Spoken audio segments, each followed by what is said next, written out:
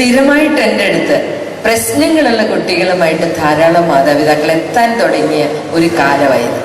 ഞാൻ 1978 കൗൺസിലിംഗ് ഒക്കെ പഠിച്ച് ഈ രംഗത്തേക്ക് കടന്നു വന്നത്. ഞാൻ ഈ കൗൺസിലിംഗ് പഠിക്കാൻ പോയപ്പോൾ എൻ്റെ അപ്പൻ എന്നോട് പറഞ്ഞതാ, പൊന്നുമോളെ ഇത് പഠിച്ചിട്ട് നീ നിന്റെ പിള്ളേർക്ക് പച്ചരിക്കഞ്ഞി വെച്ച് കൊടുക്കില്ല. കാരണം കൗൺസിലിംഗ് അത്ര അത്യാവശ്യമുള്ളൊരു കാര്യമൊന്നല്ല കേരളത്തിലെന്ന് പണ്ട് പറഞ്ഞതാ. എന്നെ അഡ്വക്കേറ്റ് ആകാൻ കൊണ്ടാക്കിയതാ, ചാടി പോകുന്നതാ. അത് കഴിഞ്ഞാൽ കൗൺസിലിംഗ് പഠിച്ചത്. പക്ഷെ ഇപ്പോൾ ഉണ്ടല്ലോ, ഞാൻ ഭയങ്കര ഹാപ്പിയാണ്. കാരണം പണ്ടതുപോലല്ല, ഇപ്പൊ ഇഷ്ടം പോലെ കേസുകൾ കൂടിയിരിക്കുക, മനുഷ്യന് പിരിമുറുക്കങ്ങൾ കൂടി, സമാധാനം ഇല്ല, സന്തോഷമില്ല. ഈ ഒരു അവസ്ഥയിലൂടെയാണ് ഇന്ന് കടന്നു പോകുന്നത്. 78-80 കാലഘട്ടങ്ങളിൽ ഞാൻ ഈ കൗൺസിലിംഗ് തുടങ്ങിയ കാലത്ത് ഒരൊറ്റ കുട്ടിയെ പോലും എൻ്റെ സെന്ററിൽ ആരും കൊണ്ടുവന്നിട്ടില്ല. അന്നത്തെ കുട്ടികളൊക്കെ ഒരുമാതിരി മാനം മര്യാദയ്ക്ക് അന്തസ്സായിട്ട് അടങ്ങിയൊതുങ്ങി ജീവിച്ചിരുന്നു എന്ന് എനിക്ക് തോന്നുന്നത്. അന്ന് വന്നിരുന്ന ആരാന്ന് കേൾക്കണോ? പ്രശ്നങ്ങളുമായിട്ട് വന്നിരുന്നത് 2 സ്ത്രീകളാ. അറിയാമോ നിങ്ങൾക്ക് ആ സ്ത്രീകളെ? അറിയില്ല, ഞാൻ പറഞ്ഞു തരാം. ഭീകരരൂപിയായ ഒരമ്മായിയമ്മ, അതിൻ്റെ മുന്നില് കുഞ്ഞാടിനെ പോലെ നിന്നിരുന്ന ഒരു മരുമകള്. ഇത് പഴയ കഥയാ കേട്ടോ, ഇപ്പൊ തിരിച്ചാ വരുന്നേ. ഭീകരരൂപിയായ മരുമകള്, അതിന്റെ മുന്നില് അതെ കുഞ്ഞാടായ അമ്മായിയമ്മ. പക്ഷെ 80-85 കാലഘട്ടങ്ങളില് എന്നെ തേടി വന്നിരുന്ന ഏറ്റവും കൂടുതൽ കേസ് എന്ന് പറയുന്നത് മദ്യപാനം കൊണ്ട് തകർന്ന കുടുംബ ബന്ധങ്ങളും സ്ത്രീധനത്തിന്റെ പേരിൽ പീഡിപ്പിക്കപ്പെട്ടിരുന്ന സ്ത്രീകളുടെ കേസുകളുമായിരുന്നു. പണ്ട് മദ്യപാനം എന്ന് പറയുന്നത് ഇന്നത്തെ പോലെ ആയിരുന്നില്ല. കുടുംബനാഥൻ മാത്രം മദ്യപിച്ചിരുന്നൊരു രീതിയായിരുന്നു പണ്ട്. നിനക്കറിയില്ല, എൻ്റെ ചെറുപ്പത്തിലെ കാര്യമാണ് പറയുന്നത്. വീട്ടിലുള്ള ലൊട്ടിലെടുക്ക സാധനങ്ങൾ വിറ്റുകുടിക്കുക, കുടുംബത്തിന്റെ അടിത്തറ വരെ മാന്തി കുടിക്കുക, താലിമാല വരെ പണയം വെച്ച് കുടിക്കുക, അങ്ങനെ ഒരു രീതി ഉണ്ടായിരുന്നു. ഇപ്പൊ അത്ര കുഴപ്പമുണ്ടോ? അങ്ങ് ചേട്ടന്മാർക്കൊക്കെ അറിയാലോ, അത്ര കുഴപ്പമുണ്ടോ? ഇല്ല. ഇപ്പൊ വീട്ടുകാരൻ മേടിച്ചോണ്ട് വരുന്നു, ഗ്ലാസ് വെള്ളം എടുത്തോണ്ട് പാടിയെന്ന് പറയുന്നു, തൊട്ട് നോക്കാമല്ലോ കൊണ്ടോടിയെന്ന് ചോദിക്കുന്നു. അപ്പൊ കണ്ടോ, അച്ചാറ് ഇവർക്കറിയാം, കൃത്യമായിട്ട് അറിയാം. അച്ചാറാണ് കൊണ്ട് കൊടുക്കുന്നു. അങ്ങനെ മക്കളെ, ഇതൊരു ഒരുമയുടെ കൂട്ടായ്മയുടെ അനുഭവമായിട്ട് മാറിയിട്ടുണ്ടല്ലയോ? എനിക്കും തോന്നി അങ്ങനെ. ഈ കഴിഞ്ഞ കുറച്ച് ദിവസങ്ങൾക്ക് മുമ്പേ ഒരു പയ്യനെ എൻ്റെ അടുത്ത് കൗൺസിലിങ്ങിന് കൊണ്ടുവന്നു. അവനിപ്പൊ കോളേജിൽ പഠിക്കുന്ന. പക്ഷെ അവനെ കൊണ്ടുവന്ന് കഴിഞ്ഞ് മദ്യപാനാണ്, മദ്യപിച്ചതിനെ ക്യാമ്പസിൽ നിന്ന് പുറത്താക്കിയിരിക്കുക. അപ്പൊ ഞാൻ ഇവനോട് ചോദിച്ചു, മോനെ ആദ്യമായിട്ട് കഴിച്ച ദിവസം ഓർമ്മയുണ്ടോ നീ? ഉണ്ടായി. അത് 9ാം ക്ലാസ്സിൽ പഠിക്കുമ്പോഴാണ്. 9ാം ക്ലാസ്സിൽ പഠിക്കുമ്പോഴാ അന്ന് എൻ്റെ പപ്പയുടെ അനിയന്റെ കല്യാണത്തിന് തലേദിവസം ഞങ്ങളുടെ വീട്ടിൽ സാധനം ഉണ്ടായിരുന്നേ. അന്ന് പപ്പയുടെ അനിയനാ പറഞ്ഞേ, നീ ഇന്ന് ഒരു ദിവസത്തേക്ക് ഒരു പെഗ് കഴിച്ചോ, പക്ഷെ ഇതൊരു ശീലമാക്കരുത്. പിന്നെ എൻ്റെ അമ്മ വീട്ടിൽ വെച്ച് അമ്മയുടെ ആങ്ങളയുടെ കല്യാണത്തിന് അമ്മയുടെ ആങ്ങളെ എന്നോട് പറഞ്ഞത്, നീ ഇന്ന് ഒരു ദിവസത്തേക്ക് ഒരു പെഗ് കഴിച്ചോ, പക്ഷെ ഇതൊരു ശീലമാക്കരുത്.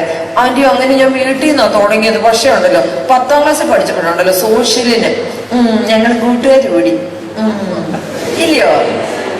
അങ്ങനെ പിന്നെ ആന്റി +2 പല പ്രാവശ്യമായി. ഇപ്പൊ ഇത് ശീലമായി പോയെന്നാ പറയുന്നു. ഇപ്പൊ ഞങ്ങൾക്ക് സ്കൂളുകളിൽ നിന്ന് എനിക്ക് വരുന്ന കംപ്ലൈന്റ്സില് പഴയ പോലെ പ്രേമ ഒളിച്ചോട്ടത്തെക്കാൾ ഭയാനകമായിട്ട് കൊച്ചു കുട്ടികൾ തൊട്ട് മദ്യത്തിന് അടിമയായിക്കൊണ്ടിരിക്കുന്ന കേസുകൾ ഇഷ്ടം പോലെ എൻ്റെ അടുത്ത് വരാൻ തുടങ്ങിയിരിക്കുന്നു. മക്കളെ, പഴയ പോലുള്ള കേസല്ല. ഈടെ ഒരു സംഭവം ഉണ്ടായി, പറയട്ടെ ഞാനത്. കൊമരുക എന്ന് പറഞ്ഞൊരു സ്ഥലം അറിയാമോ? പത്തനംതിട്ട ജില്ലയിലല്ല, കോട്ടയം ജില്ലയില. ഓക്കെ, പത്തനംതിട്ട ജില്ലയിലെ കൊമരുക എന്ന് പറഞ്ഞ സ്ഥലത്ത് ഞാനൊരു പ്രോഗ്രാമിന് പോയി. ഞാനൊരു ഹയർ സെക്കൻഡറി സ്കൂളിൽ ക്ലാസ്സിന് പോയതാട്ടോ. ഈ ഹയർ സെക്കൻഡറി സ്കൂളില് രാവിലെ കുട്ടികൾക്ക് ക്ലാസ്, ഉച്ച കഴിഞ്ഞ് പേരൻസിന് ക്ലാസ്. രാവിലെ കുട്ടികളുടെ ക്ലാസ് കഴിഞ്ഞ് ഉച്ചയ്ക്ക് ഊണിന്റെ സമയമായപ്പോ അവരുടെ പ്രിൻസിപ്പൽ എന്നോട് പറഞ്ഞു, ഗ്രേസ്ലാലെ, ഫുഡ് ക്രമീകരിച്ചിരിക്കുന്നത് ഇവിടെ അടുത്തൊരു റെസ്റ്റോറന്റിലാണ്. പോയി കഴിക്കുന്നതിന് വിരോധമുണ്ടോ? ഇല്ല സാർ, ഒരു വിരോധമില്ല. ഫുഡ് കിട്ടിയാൽ മതി, എവിടെ നിന്നാലും കുഴപ്പമില്ല, കഴിക്കാൻ നമുക്ക് പോകുന്നത് എനിക്ക് യാതൊരു വിരോധവും ഇല്ല എന്ന് പറഞ്ഞു. അങ്ങനെ സാറുണ്ട്, ഞാനുണ്ട്, PT പ്രസിഡന്റ് ഉണ്ട്, എനിക്ക് കൂട്ടായിട്ട് ഒരു ലേഡി ടീച്ചറിനെ കൂടെ അവര് കൂട്ടാക്കി. ഞങ്ങൾ ഫുഡ് കഴിക്കാൻ പോയി. ഫുഡ് ഓർഡർ ചെയ്ത് ഞങ്ങൾ അങ്ങനെ ഇരിക്കുകയാണ്. ആ സമയത്ത് ഒരു 3 കുട്ടികള് ആ റെസ്റ്റോറൻറ്റിലേക്ക് ഫുഡ് കഴിക്കാൻ വരുന്നു. ഒരു ബൈക്കിലാണ് വരുന്നത്. ബൈക്ക് ഓടിക്കുന്ന ഒരാൺകുട്ടി, അതിന്റെ പിറകിൽ ഒരു പെൺകുട്ടി, അതിന്റെ പിറകിൽ ഒരു ആൺകുട്ടി. നമ്മൾ ഈ സാൻഡ്വിച്ച് ഒക്കെ ഉണ്ടാക്കത്തില്ലേ, സാൻഡ്വിച്ച് മനസ്സിലായില്ലേ? അച്ഛന് മനസ്സിലായില്ലെന്ന് തോന്നുന്നു. മനസ്സിലായി. ഓക്കെ, ഈ സാൻഡ്വിച്ച് ഒക്കെ ഉണ്ടാക്കുന്ന പോലെ തന്നെ ഇവര് തിക്കിളി പാക്ക് ചെയ്തിരിക്കുക. അപ്പൊ ഇതിനകത്തൊരു രസം, 3 പേരും ജീൻസ് ടീഷർട്ട് വേഷം. അതിൽ ഒരു പയ്യന് പക്ഷെ ഒരു കഥയിൽ കമ്മലുണ്ട്. മുടിയൊക്കെ വളർത്തി കെട്ടി വെച്ചിട്ട് ഒരു കഥയിലേ ഉള്ളൂ. അപ്പൊ ഞാൻ ടീച്ചറോട് ചോദിച്ചു, ദരിദ്രവാസിയാന്ന് തോന്നുന്നു, ഒരു കഥയിൽ കമ്മലാണ്. അപ്പൊ ടീച്ചർ എന്നോട് പറഞ്ഞു, മേഡം അത് ഇപ്പോഴത്തെ ഫാഷനാന്ന് പറഞ്ഞു. ഓക്കെ, ഫാഷനെങ്കിൽ ഫാഷൻ. അങ്ങനെ 3 കുട്ടികളോട് കയറി വരുന്ന കണ്ട് സാർ എന്നോട് പറഞ്ഞു, മാഡത്തിന് പ്രസംഗിക്കാനാണ് വിഷയം വരുന്നതെന്ന് പറഞ്ഞു. ഏയ് സാർ, ഇപ്പൊ അങ്ങനെയൊന്നും ഇല്ല, ആൺപെൺ സൗഹൃദമൊക്കെ മാറിപ്പോയി സാറേ, പോട്ട് സാറ് വിട്ടുകളാ. പക്ഷെ സാറ് വിടാൻ തയ്യാറില്ല. ഈ സാറന്മാർക്ക് ഒരു സൂക്കേടുണ്ടല്ലോ, വേണ്ടതും വേണ്ടാത്തതും കണ്ടുപിടിക്കും. സത്യമല്ലയോ? അയ്യോ, സത്യമല്ലയോ?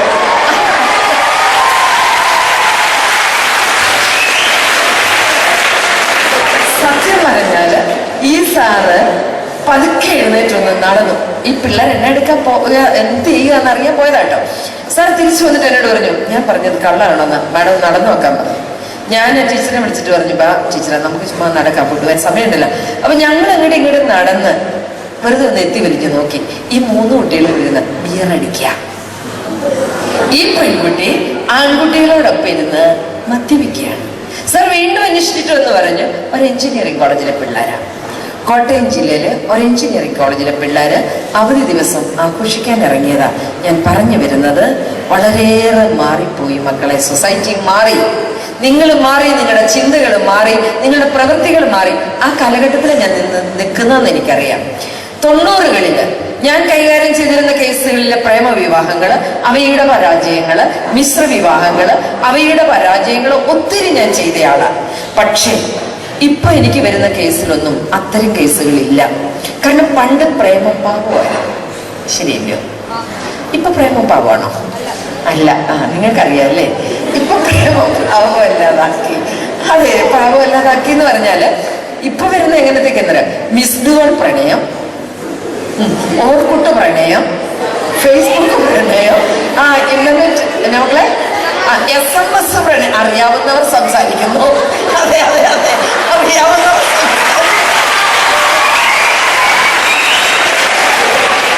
SMS പ്രണയം, ഓക്കെ. എന്തായാലും കൊള്ളാം, ഞാൻ വളരെ ഹാപ്പിയാണ്. അതെ, ഞാൻ വളരെ ഹാപ്പിയാണെന്ന് പറഞ്ഞാൽ ഞാൻ പറഞ്ഞു തരാം. ഞാൻ എല്ലാ ദിവസവും രാവിലെ എഴുന്നേറ്റ് പ്രാർത്ഥിക്കുന്ന ഒരു വിഷയമുണ്ട്. ദൈവമേ, ഇന്ന് എവിടെയെങ്കിലും 3-4 ഭാര്യ ഭർത്താക്കന്മാർ തമ്മിൽ അടിയുണ്ടാവണേ. അടിയുണ്ടാക്കിയാൽ പോരാ, അവരെന്നെ തന്നെ കാണാൻ വരണേ. പിന്നെ ഞാൻ പ്രാർത്ഥിക്കുന്ന ഒരു വിഷയം എന്ന് പറയും, ഏതെങ്കിലും പഠിച്ച 3-4 പെൺപിള്ളേര് കണ്ടക്ടറുടെയോ ഡ്രൈവറുടെയോ പോട്ടറുടെയോ കൂടെ ഒളിച്ചോടി പോണേ.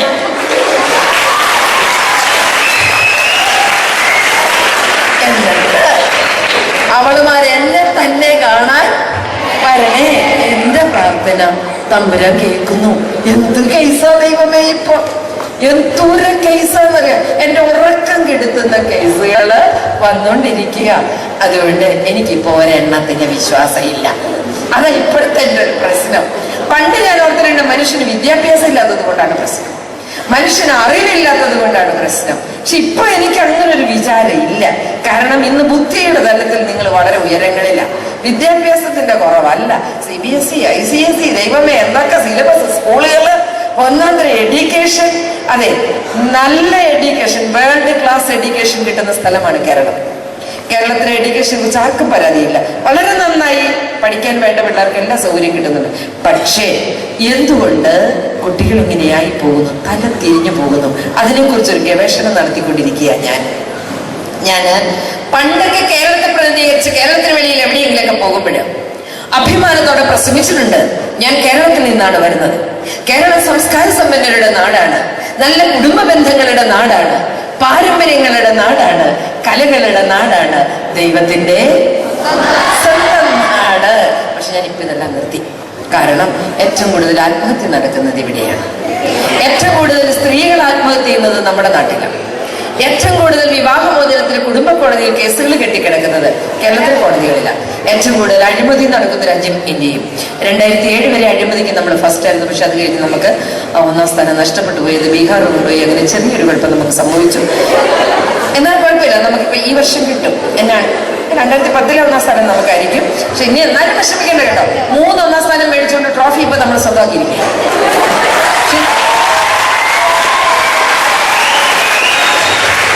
നമുക്ക് എന്നാത്തിനൊക്കെ ഫസ്റ്റ് എന്നറിയാവോ? ഇപ്പോഴത്തെ ഫസ്റ്റ് അറിയില്ല. ഏറ്റവും കൂടുതൽ കള്ളു കുടിച്ചതിനുള്ള 1ാം സ്ഥാനം.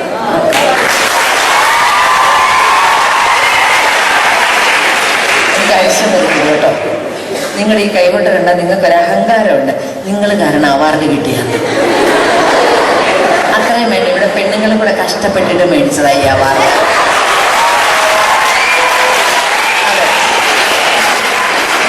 പക്ഷെ ഏറ്റവും കൂടുതൽ സ്ത്രീ പീഡനം നടത്തിയതിന്റെ അവാർഡ് നമുക്ക്. അത് നിങ്ങൾ തന്നെ എടുത്തു. ഇത് തന്നെ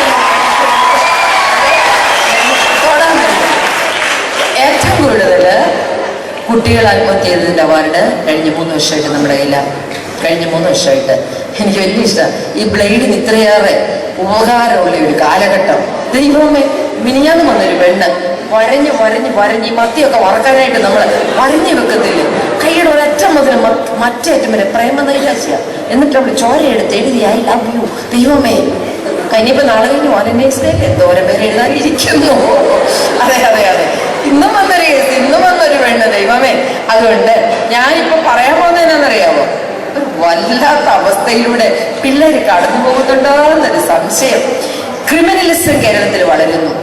ഇപ്പോഴ് കേരളത്തിലെ ഒരു സ്റ്റഡി അനുസരിച്ച് 20 വയസ്സിനും 30 വയസ്സിനും ഇടയിൽ പ്രായമുള്ള കേരളത്തിലെ ചെറുപ്പക്കാരുടെ ഇടയിൽ ഭയാനകമായിട്ട് കുറ്റകൃത്യങ്ങൾ കൂടിക്കൊണ്ടിരിക്കുന്നു. അതെ, ഭയാനകമായി കുറ്റകൃത്യങ്ങൾ കൂടുന്നതിനെ കുറിച്ച് ഞങ്ങളൊക്കെ ഇത് സ്റ്റഡി ചെയ്തുകൊണ്ടിരിക്കുക. എന്താ ഇതിന്റെ കാരണം? അപ്പൊ ചിലര് പറയും അത് ഇന്നത്തെ മാധ്യമങ്ങളാണ്, ഇന്നത്തെ സിനിമയാണ്, ഇന്നത്തെ TV-യാണ്, കമ്പ്യൂട്ടറാണ്, മൊബൈലാണ്. എല്ലാവർക്കും കുറ്റം പറയാൻ കുറെ സാധനം എന്തുണ്ടാവും. ഞാൻ പറയേ, ഇതെല്ലാം നല്ലതല്ലേ? കമ്പ്യൂട്ടർ നല്ലതല്ലേ? TV നല്ലതല്ലേ? മൊബൈൽ നല്ലതല്ലേ?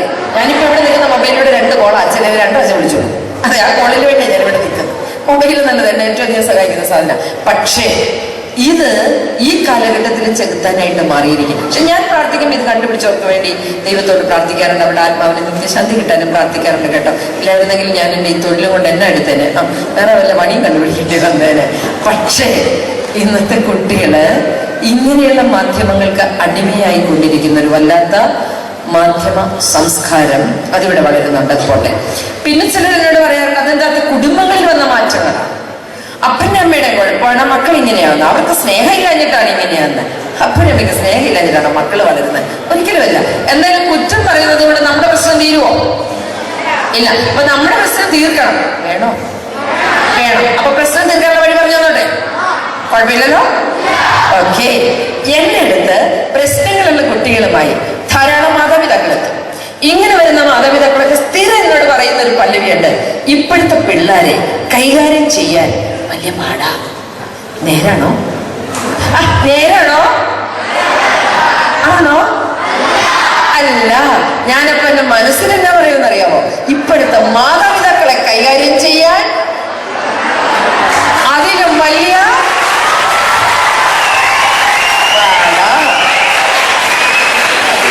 ശരിക്കും പറഞ്ഞാല് അവരെ കൊണ്ട് നിങ്ങൾ പൊറുതിമുട്ടി?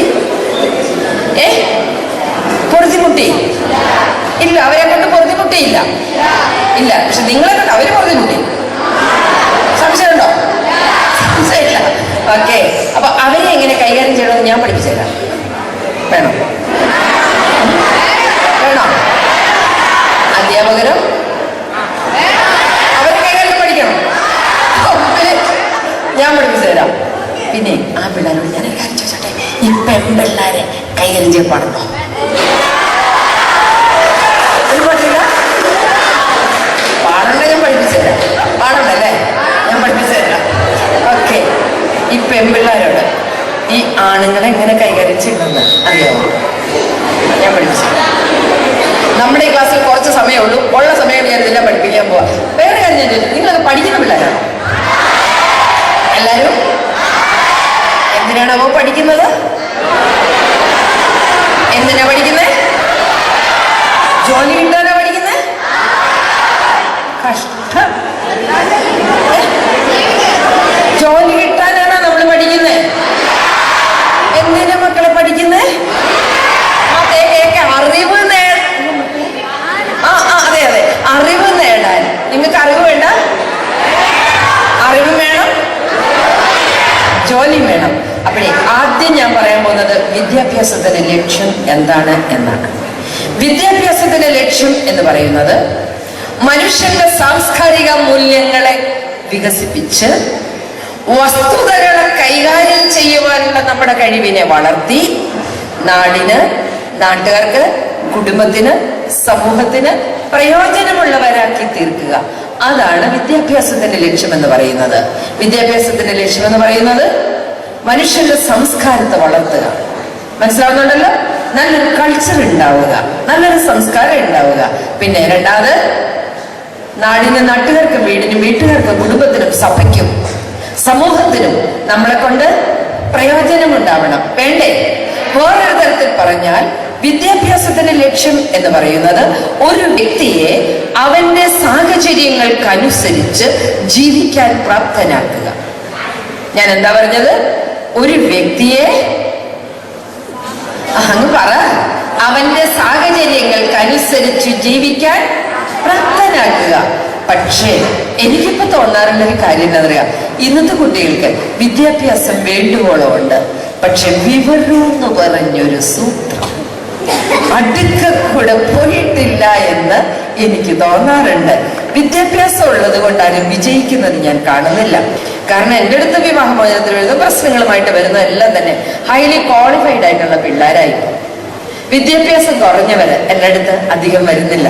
എല്ലാം തന്നെ എഞ്ചിനീയേഴ്സ്, ഡോക്ടേഴ്സ്, MBA-ക്കാർ, MCA-ക്കാർ, നേഴ്സസ് എല്ലാം തന്നെ ഹൈലി ക്വാളിഫൈഡ് ആയിട്ടുള്ള പിള്ളേരാ. അതുകൊണ്ട് ഞാനൊരു കാര്യം പഠിച്ചു, വിദ്യാഭ്യാസം ഉള്ളത് കൊണ്ട് ഇന്നത്തെ പിള്ളേർക്ക് ജീവിക്കാൻ പറ്റുന്നില്ല. അതുകൊണ്ട് നന്നായി ജീവിക്കണ്ടേ? ഏത് പ്രശ്നങ്ങളെയും തൻ്റെടമായിട്ട് നേരിടാനുള്ള കരുത്ത് വേണ്ടേ നമുക്ക്? വേണം. ആത്മവിശ്വാസം വേണ്ടേ നമുക്ക്? അതെ, ഇത്തരം ക്യാമ്പുകളിലൂടെ നിങ്ങളെ പരിശീലിപ്പിച്ചെടുക്കുന്നതും അതുതന്നെയാണ്. കരുത്തുള്ളവരാവുക, ആത്മവിശ്വാസമുള്ളവരാവുക. ഏത് പ്രശ്നത്തെയും തൻ്റെടമായിട്ട് നേരിടാനുള്ള ആ കരുത്ത്, അത് ആർജിക്കലാണ് എഡ്യൂക്കേഷൻ. മനസ്സിലായോ? ഓക്കെ. അപ്പൊ ആ എഡ്യൂക്കേഷൻ എന്ന് പറയുന്നത് പെട്ടെന്നൊരു ദിവസം സാധിച്ചെടുക്കുന്ന ഒരു കാര്യമല്ല, വർഷങ്ങളുടെ ഒരു തപസ്യാണ്. അത് അങ്ങനെയാണ് നമുക്ക് എഡ്യൂക്കേഷൻ കിട്ടുക. സമഗ്ര മനുഷ്യനാവുക എന്നതാണ് അതിന്റെ ലക്ഷ്യം. എന്താണ് സമഗ്ര മനുഷ്യൻ എന്ന് പറഞ്ഞാൽ എന്താ? എല്ലാ തലങ്ങളിലും പക്വതയാർജിച്ചവനാണ് സമഗ്ര മനുഷ്യൻ. എല്ലാ തലങ്ങളും എന്ന് പറഞ്ഞാൽ എന്താണ്? ശാരീരിക, മാനസിക, ആധ്യാത്മിക, ബൗദ്ധിക തലങ്ങളിലെങ്കിലും പക്വത വേണം. പ്രധാനപ്പെട്ട 4 തലമാണ്: ശാരീരിക, മാനസിക, ആധ്യാത്മികം, ബൗദ്ധികം. പക്ഷെ 2 കാര്യങ്ങള് നമ്മുടെ വീട്ടുകാര് കൃത്യമായിട്ട് ചെയ്യുന്നുണ്ട്. ഏതൊക്കെയാണെന്നറിയാമോ? ശാരീരിക അവര് ചെയ്യുന്നില്ലേ? തിന്നട ഉണ്ടല്ലോ. പിന്നെ ബൗദ്ധിക അവര് ചെയ്യുന്നില്ലേ? പഠിക്കടി. നമ്മള് മടുത്തില്ലേ ഇത് കേട്ട്? ശരിയല്ലേ? എന്താ അമ്മോ, ഇപ്പൊ പരീക്ഷയും കൂടെ എടുത്തുകൊണ്ട് പറയാൻ വേണ്ടല്ലേ? കാണാമല്ലോ, ഒറ്റപ്പടി കിട്ടും. പരീക്ഷയ്ക്ക് വന്ന് ഈ അമ്മയ്ക്ക് ഒരു പണിയില്ലല്ലേ? അതെ, ഈ 2 കാര്യങ്ങൾ ഇവർ കൃത്യമായിട്ട് ചെയ്യുന്നുണ്ട്. ബാക്കി 2 കാര്യങ്ങളെ കുറിച്ച് എനിക്ക് സംശയം, നിങ്ങൾക്ക് സംശയം ഉണ്ടായിരിക്കും അല്ലേ? ശരിയല്ലേ? അതെ, മാനസിക പക്വതയില്ല ഇന്നത്തെ പിള്ളേർക്ക്, വൈകാരിക പക്വതയില്ല ഇന്നത്തെ പിള്ളേർക്ക്. അതൊക്കെയാണ് പ്രശ്നം. അതുകൊണ്ട് ആ പക്വത കൂടെ നമുക്ക് നേടണം. അതാണ് ഈ ക്യാമ്പിന്റെ ഒക്കെ ലക്ഷ്യം എന്ന് പറയുന്നത്. ചുരുക്കത്തിൽ പറഞ്ഞാൽ നല്ലൊരു പേഴ്സണാലിറ്റി ഉണ്ടാവണം. എന്താണ് നല്ലൊരു പേഴ്സണാലിറ്റി? What is personality? വ്യക്തിത്വം. എന്ന് പറഞ്ഞാൽ എന്താണ് വ്യക്തിത്വം? എന്ന് പറഞ്ഞാൽ എന്താണ്? ആരോഗ്യമാണോ? സൗന്ദര്യമാണോ? കഴിവാണോ? ഭംഗിയാണോ? പിന്നെന്താ? സ്വഭാവമാണോ വ്യക്തിത്വം? ആണോ? ആറ്റിറ്റ്യൂഡാണോ വ്യക്തിത്വം? മനോഭാവം? അല്ല. പക്ഷെ എല്ലാം ഉണ്ട് ഇതിനകത്ത്. എല്ലാം ഉണ്ടല്ലേ. നമ്മുടെ ആറ്റിറ്റ്യൂഡ് ഉണ്ട്, നമ്മുടെ വസ്ത്രധാരണ ഉണ്ട്, പെരുമാറ്റമുണ്ട്, നമ്മൾ ഉപയോഗിക്കുന്ന ഭാഷയുണ്ട്, നമ്മുടെ നടപ്പുണ്ട്, എടുപ്പുണ്ട്, സംസാര രീതിയുണ്ട്. എല്ലാം നമ്മുടെ വ്യക്തിത്വത്തിന്റെ ഓരോരോ ഘടകങ്ങളാണ്. ഒരു മനുഷ്യന്റെ വ്യക്തിത്വത്തെ നിർണ്ണയിക്കുന്നത് വളരെ പ്രധാനമായും 3 ഘടകങ്ങളാണ്. 1 പാരമ്പര്യം, 2 സാഹചര്യം, 3 റോൾ മോഡൽസ് അല്ലെങ്കിൽ മാതൃകകൾ. 3 ഘടകങ്ങളാണ്. അങ്ങ് ബാക്കിൽ കിട്ടുന്നുണ്ടോ? ഉണ്ടോ? കേൾക്കുന്നുണ്ടോ? നമ്മുടെ വ്യക്തിത്വത്തെ നിർണ്ണയിക്കുന്ന 3 ഘടകങ്ങളെ കുറിച്ചാണ് പറയുന്നത്. 1 പാരമ്പര്യം, 2 സാഹചര്യം, 3 മാതൃകകൾ. പാരമ്പര്യം എന്ന് പറയുന്നത് ജന്മം കൊണ്ട് അപ്പന്റെ അമ്മയുടെയും കൈകളിലൂടെ നമ്മളിൽ വന്നു വിടുന്നത്. ഒരു കുഞ്ഞ് ജനിക്കുന്ന സമയത്തെ മാതാപിതാക്കളുടെ വികാര വിചാരങ്ങൾ പോലും ആ കുട്ടിയുടെ സ്വഭാവത്തെ സ്വാധീനിക്കുന്നു എന്ന് മനഃശാസ്ത്രം പറയുന്നു. ഒരു കുഞ്ഞ് ജനിക്കുന്ന സമയത്തെ മാതാപിതാക്കളുടെ വികാരം കാമമാണെങ്കിൽ ആ കുഞ്ഞ് ധാർമ്മികമായി അധപ്പതിക്കാനുള്ള എല്ലാ സാധ്യതകളും ഉണ്ടെന്നാണ് മനഃശാസ്ത്രം പറയുക. ഒരു കുഞ്ഞ് ജനിക്കുന്ന സമയത്തെ മാതാപിതാക്കളുടെ വികാരം വിദ്വേഷമോ വെറുപ്പോ ആണെങ്കിൽ ആ കുഞ്ഞ് ഒരു കുറ്റവാളിയോ ദുർമാർഗിയോ ആവാനുള്ള സാധ്യതകൾ ഏറെയാണത്രേ. മനസ്സിലാവുന്നുണ്ടല്ലോ അല്ലേ? ഒരു കുഞ്ഞ് ജനിക്കുന്ന സമയത്തെ മാതാപിതാക്കളുടെ വികാരം സ്നേഹമാണെങ്കിൽ ആ കുഞ്ഞ് നല്ല വ്യക്തിത്വത്തിന്റെ ഉടമയാവാനുള്ള എല്ലാ സാധ്യതകളും ഉണ്ടെന്നാണ് മനഃശാസ്ത്രം പറയുക. അതായത് നമുക്ക് ജന്മം തന്ന സമയത്തെ നമ്മുടെ മാതാപിതാക്കളുടെ മനസ്സിന്റെ താളങ്ങൾ പോലും ചിന്തകൾ പോലും നിങ്ങളുടെയും എന്റെയും സ്വഭാവത്തെ സ്വാധീനിച്ചിരിക്കുന്നു. ഒരു കുഞ്ഞ് ജനിക്കുമ്പോൾ 23 ക്രോമസോം അച്ഛൻ്റെതും 23 അമ്മയുടേതുമാണ്. മുടക്കുമുതൽ 2 പേർക്കും പറ തുല്യാണ്. അച്ഛനും മുടക്കി 23, അമ്മയും മുടക്കി 23. പക്ഷെ കൊച്ചു മിടുക്കനാണെങ്കിൽ അച്ഛൻ എന്താ പറയുക? എനിക്ക് മോനാന്ന് പറയും. മോശമാണെങ്കിൽ അമ്മ എന്താ പറയാറുള്ളത്? എങ്ങനെ ശരിയാവാനാ? തന്തയുടെ തഞ്ഞി സ്വഭാവം, തന്തയുടെ തഞ്ഞി സ്വഭാവം അല്ലേ? സത്യം പറഞ്ഞാല് അച്ഛനും മുടക്കി 23, അമ്മയും മുടക്കി 23. ഇവിടെ ഒരു കാര്യം ഞാൻ പറയാൻ പോവാ. ഒരു ക്രോമസോം എന്ന് പറയുന്നത് 10,000 കണക്കിന് ജീനാണ്. 46 ക്രോമസോം എന്ന് പറയുമ്പോൾ 4 ലക്ഷം ജീനാണ്. നമ്മൾ ജനിക്കുന്ന സമയത്ത് നമ്മുടെ അപ്പന്റെ അമ്മയുടെ കയ്യിലൂടെ നമ്മളിൽ വരുന്നത് 4.5 ലക്ഷത്തോളം ജീനാണ്. പക്ഷെ 3 ലക്ഷം ജീന് ആ സമയത്ത് ഉപയോഗിക്കപ്പെടുന്നുള്ളൂ. 1.5 ലക്ഷം അവിടെ കിടക്കുക, വെറുതെ കിടക്കുക. ജംഗെന്ന അതിന്റെ പേര്. എന്തുകൊണ്ട് കിടക്കുന്നു എന്നുള്ളതിനെ കുറിച്ച് ഇപ്പോഴും റിസർച്ച് നടക്കുക. പോട്ടെ. അപ്പൊ ഒരു മനുഷ്യൻ എന്ന് പറയുന്നത് ഇത്രേ ഉള്ളൂ. ഞാൻ പറയുന്നത് ശ്രദ്ധിക്കുക. ഒരു മനുഷ്യൻ എന്ന് പറയുന്നത് 46 ക്രോമസോമുകളും 3 ലക്ഷം ജീനുകളും 3% കെമിക്കലും കൂടെ ചേരുന്നതാണ്. പറയുന്നത് മനസ്സിലാവുന്നുണ്ടോ? ഇപ്പൊ ഈ 3 ലക്ഷം ജീൻ എന്ന് പറയുന്ന അപ്പന്റെ അമ്മയുടെ മാത്രമല്ല, അത് 10, 30, 50 തലമുറ പിറകിൽ ജീവിച്ചിരുന്ന നമ്മുടെ പ്രിയപ്പെട്ടവരുടെ പ്രത്യേകത വരെ അടങ്ങുകയാണ്. കാരണം ഇപ്പൊ ഇത് ഞാനൊന്ന് പറഞ്ഞോണ്ട് ഇതിനിടയ്ക്ക് ഒരു കാര്യമാണ് കേട്ടോ. ഈ ഇടയ്ക്ക് ഞാനൊരു വിവാഹ ഒരുക്ക ധ്യാനത്തില് കത്തോലിക്ക സഭയുടെ ഉണ്ട്. എല്ലാ സഭയ്ക്കും ഞാൻ ക്ലാസ് എടുക്കുന്നുണ്ട്. ഞാൻ SNDP ക്ലാസ് എടുക്കുന്നുണ്ട്. എല്ലാവരും ഞാൻ ക്ലാസ് എടുക്കുന്നുണ്ട്. പക്ഷെ കത്തോലിക്ക സഭയുടെ ഒരു ക്യാമ്പിൽ 120 കുട്ടികൾ അറ്റൻഡ് ചെയ്യും. അതില് 13 ജോഡി കുട്ടികൾ കല്യാണം കഴിക്കാൻ കൊണ്ടുവന്നിരിക്കുന്നത് വിവിധ മതത്തിൽപ്പെട്ട പെൺകുട്ടികളെയും ആൺകുട്ടികളെയും. എല്ലാം ഉണ്ട് കേട്ടോ അതിനകത്ത്. എല്ലാ ജാതിയും ഉണ്ട്. 13 ജോഡികൾ വേറെ ആൾക്കാരെയും കൊണ്ട് വന്നിരിക്കുകയാണ്. ഇവരോട് സംസാരിച്ചപ്പോൾ എനിക്ക് തോന്നിയ ഒരു കാര്യം ഇതാണ്. All Indians are my brothers and sisters നിങ്ങളെ പഠിപ്പിച്ച് നിങ്ങൾ ഈ പരുവായി പോയെന്ന്. അതെ, പക്ഷേ എനിക്ക് വളരെ വേദന തോന്നിയ ഒരു കാര്യം ഞാൻ പറയുകയാണ്. ഈ പാരമ്പര്യം വളരെയേറെ ആൾക്കാരുടെ സ്വഭാവത്തെ സ്വാധീനിക്കുന്നുണ്ട്. ഈ 13 എണ്ണം കൊണ്ടുവന്നിരിക്കുന്നത് എല്ലാ ജാതിയും ഞാൻ പറഞ്ഞില്ല. അവരുടെ പാരമ്പര്യം ഇനി നമ്മുടെ ക്രൈസ്തവ കമ്മ്യൂണിറ്റിയിലേക്ക് വരികയാണ്. നാളത്തെ നമ്മുടെ സഭയെ നിയന്ത്രിക്കേണ്ടത് ഇവരുടെ മക്കളാണ്. വേദനയോടെ മാത്രമേ നമുക്കിത് കാണാൻ പറ്റുന്നുള്ളൂ. ഞെട്ടലാണ്. ഞാൻ ഒത്തിരി വേദനിച്ചൊരു ദിവസം. അതുകൊണ്ട് എനിക്ക് പിള്ളേരോട് പറയാനുള്ളത്, പാരമ്പര്യം മാറ്റാൻ പറ്റില്ല. എന്നെ എഡ്യൂക്കേഷൻ ഉണ്ടെങ്കിലും പറയുന്നത് മനസ്സിലാകുന്നുണ്ടോ? എതിലേലും പോയി ഒരെണ്ണത്തെ പൊക്കിക്കൊണ്ട് പോകുന്ന പോലെ എന്നെ എഡ്യൂക്കേഷൻ ഉണ്ടെങ്കിലും പാരമ്പര്യം വളരെ പ്രധാനപ്പെട്ട ഒന്നാണ്. ഇനി രണ്ടാമത്തത് എൻവയോൺമെന്റ്. പണ്ട് സൈക്കോളജി പഠിച്ചപ്പോൾ ഞാൻ പഠിച്ച ഒരു കാര്യം ഉണ്ടായിരുന്നു. നല്ല അച്ഛനും അമ്മയ്ക്കും നല്ല പിള്ളേരുണ്ടാവും. കൂട്ടത്തിലൊരു കാര്യം കൂടി ഞാൻ പഠിച്ചു. പിഴച്ച തന്തയ്ക്കും തള്ളയ്ക്കും പിഴച്ച പിള്ളേരുണ്ടാവും. പക്ഷെ കൗൺസിലിംഗ് നടത്തി ഞാനൊരു പാഠം പഠിച്ചു. നല്ല ഒന്നാമത്തെ അപ്പനും അമ്മയ്ക്കും പിഴച്ച പഠിച്ച പിള്ളേർ അത് തന്നെ. കള്ളു കുടിക്കാത്ത അപ്പന് ബാറിൽ നിന്ന് ഇറങ്ങാത്ത മോൻ, പള്ളിയിൽ നിന്ന് ഇറങ്ങാത്ത അപ്പന് പള്ളി കയറാത്ത മോൻ, പ്രാർത്ഥനക്കാരിയായ അമ്മയ്ക്ക് പ്രാർത്ഥിക്കാത്ത മകൾ. ഈ കഴിഞ്ഞ ദിവസം അങ്ങനത്തെ കേസ്. ഈ പത്തനംതിട്ട ജില്ല മോശമൊന്നും അല്ല കേട്ടോ, ഇങ്ങനത്തെ കാര്യങ്ങളിൽ എനിക്ക് ഒത്തിരി കേസ് വരുന്ന ഒരു സ്ഥലമാണ്. കഴിഞ്ഞ ദിവസം എനിക്ക് വന്നൊരു കേസ്, ഒരച്ഛൻ, നമ്മുടെ സഭയിലെ ഒരു അപ്പൻ, ട്രസ്റ്റിയാ വർഷങ്ങളായിട്ട് പള്ളിയില്, വളരെ സഭയ്ക്ക് വേണ്ടി ജീവൻ പോലും കളയുന്ന ഒരു നല്ല കുടുംബം. ഏക മകൻ, മോളുണ്ട്, അവള് പഠിക്കുക. ഈ ഏക മകന് 87% മാർക്കോടെ +2 കഴിഞ്ഞതാ. അവൻ മംഗലാപുരത്ത് എഞ്ചിനീയറിംഗ് പഠിക്കാൻ കൊണ്ടാക്കിയതാ. 4 വർഷമായി പഠിക്കാൻ തുടങ്ങിയിട്ട് ഇതുവരെ ഒരു പേപ്പർ പോലും പരീക്ഷ എഴുതിയിട്ടില്ല എന്ന് മാത്രമല്ല, അവന് ചെന്നപാടെ കുറച്ച് വേണ്ടാത്ത കുട്ടികളിൽ അകപ്പെട്ടു പോയി. ഓജോ ബോർഡ് വെച്ച് കളിക്കാൻ തുടങ്ങിയതാണ് ആശാൻ. തുടങ്ങി ഇപ്പം കടുത്ത നിരീശ്വരവാദിയും വല്ലാത്ത മാനസിക രോഗിയുമായ ഒരു ചിന്തയിൽ വന്ന് നിൽക്കുകയാണ്. ഈ അപ്പൻ എൻ്റെ അടുത്തിരുന്ന് ഏങ്ങലടിച്ച് കരഞ്ഞിട്ട് എന്നോട് ചോദിച്ചൊരു ചോദ്യമുണ്ട്, മാഡം, ദൈവത്തെ മറന്ന് ഞാൻ ജീവിച്ചിട്ടില്ല. ഞാനും എൻ്റെ കുടുംബവും യഹോവയെ ഇത്രയും നാൾ സേവിച്ചു. എനിക്കെന്ത് ഇങ്ങനൊരു മകനുണ്ടായി?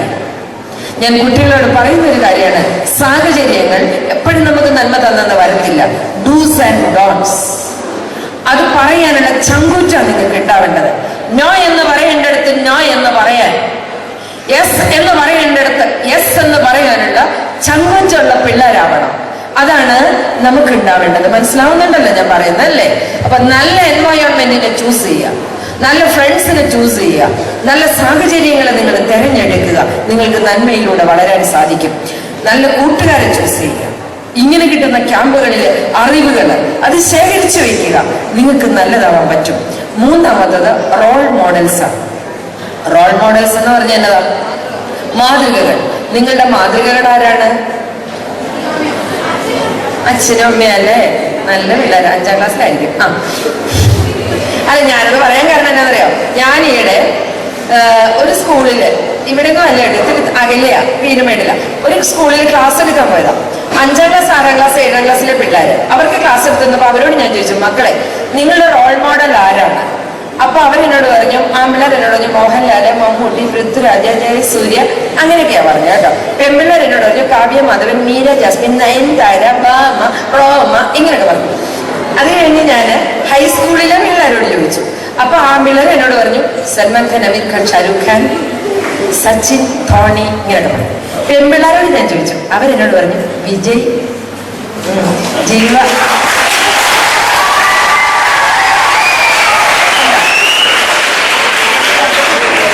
സൂര്യ, ഇങ്ങനെയൊക്കെ പറഞ്ഞു.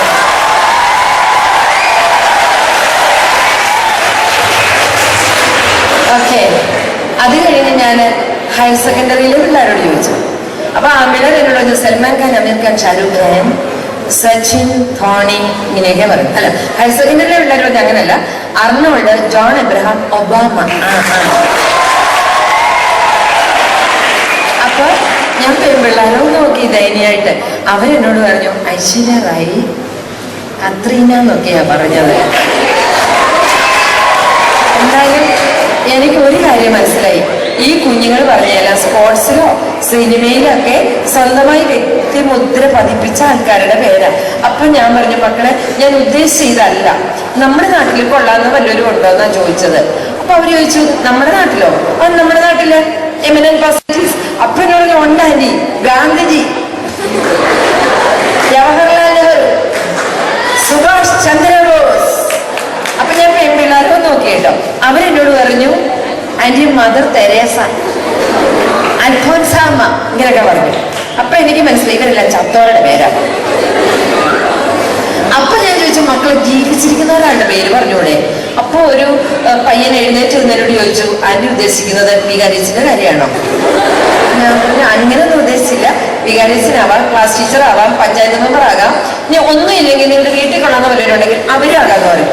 അപ്പൊ വേറെ പയ്യൻ എഴുന്നേറ്റ് എന്നോട് പറഞ്ഞു, ആന്റി എന്റെ അമ്മയില്ലേ ഇടയ്ക്കിടയ്ക്ക് എന്നോട് പറയാറുണ്ട്, ചെറുക്ക ദൈവത്തെ ഓർത്ത് ഈ അപ്പനെ കണ്ട് പഠിക്കരുതെന്ന്. അങ്ങനെ പറയാറുണ്ടോ? ഇല്ലല്ലേ? അങ്ങനെ പറയാറുണ്ടെന്നാ പറഞ്ഞേ. അപ്പൊ ഞാൻ പെൺപിള്ളേരോട് ചോദിച്ചു, നിങ്ങളപ്പൊ നിങ്ങളോട് എന്താ പറയാറുള്ളത്? അപ്പൊ എന്നോട് പറഞ്ഞു, അമ്മയ്ക്ക് പറ്റിയ ഗതികേട്, നിനക്ക് പറ്റാതിരിക്കാൻ ഞാൻ പറയുന്നത്. വല്ലതും 4 അക്ഷരം പഠിച്ച് രക്ഷപ്പെടാൻ നോക്കുന്നത്, അങ്ങനെ പറയാറുണ്ടോ? അമ്മയെ പോലെ ആവണ്ട, അച്ഛനെ പോലെ ഇവര് തന്നെ പറയുക. എന്നെ മനുഷ്യന്മാരാ, എന്റെ ദൈവമേ, എന്നെ മനുഷ്യന്മാരായത്. എനിക്കൊരു പറ്റിയതാ പണ്ട്, ഇപ്പോഴല്ല, പണ്ട് 19-33 വർഷം മുമ്പ്. അത് നിങ്ങളുടെ ഒന്നും നിങ്ങളൊക്കെ ഉണ്ടാകുന്ന ഒത്തിരി വർഷം മുമ്പ്. എൻ്റെ കല്യാണം കഴിഞ്ഞിട്ട് അധികം നാളായിട്ടില്ല, 37 വർഷമായിട്ടുള്ളൂ. 37 കൂടുതലൊന്നുമല്ല. അപ്പോഴേ എൻ്റെ മൂത്ത മകനുണ്ടായപ്പോൾ ആദ്യത്തെ പറ്റിയത്. അപ്പം ഞാനൊരു പാട്ട് പാടി, ആദ്യത്തെ കൺപണി ആണായിരിക്കണം. കേട്ടിട്ടില്ലേ? നോക്കേ, നിനക്കറിയാം പാട്ട്? അച്ഛനെ പോലെ ഇരിക്കണം. എൻ്റെ പൊന്നു മക്കളെ, പാടി പാടി പാടി ഫോട്ടോ സ്റ്റാറ്റ് പോലെ ഒരെണ്ണത്തിന് ഞാൻ പ്രസവിച്ചു. അതേ തരത്തിൽ, അതേ മുഖത്തിൽ, അതേ രൂപത്തിൽ, അതേ സ്വഭാവത്തിൽ വരണം. സത്യം സത്യം. എന്നോട് ഈയിടെ ഒരാൾ ചോദിച്ചു എങ്ങനെ ഒപ്പിച്ചത്. ഞാൻ പറഞ്ഞു പാടി ഒപ്പിച്ചെന്ന് പറഞ്ഞു. അങ്ങനെ രണ്ടാമതുണ്ടല്ലോ, രണ്ടാമതൊക്കെ ചെന്ന് ഞാൻ അമ്മയോട് ഞാൻ പാട്ടിൻ്റെ ബാക്കി പാടാൻ പറ്റില്ല, പക്ഷെ പാടിയില്ല. ഞാൻ പാടിയില്ല, അതാണായിപ്പോയി. അപ്പം ഞാൻ പറഞ്ഞു കണക്കായിപ്പോയി, കണ്ടില്ലേ സംഭവിച്ചതെന്ന്. പക്ഷെ വളർന്നു കഴിഞ്ഞപ്പോൾ എനിക്കൊരു കാര്യം മനസ്സിലായി, ഞാൻ ആഗ്രഹിച്ചൊക്കെ കൊച്ചിനുണ്ട് കേട്ടോ. ഞാൻ ആഗ്രഹിച്ച നല്ല സ്വഭാവം ഉണ്ടായിരിക്കണം, മാതാപിതാക്കളുടെ പ്രതീക്ഷയായിരിക്കണം, ആഗ്രഹമായിരിക്കണം, വീട്ടുകാർക്ക് തലവേദന ഉണ്ടാവരുത്, സ്വപ്നമായിരിക്കണം, അതൊക്കെയല്ലേ ഉള്ളൂ.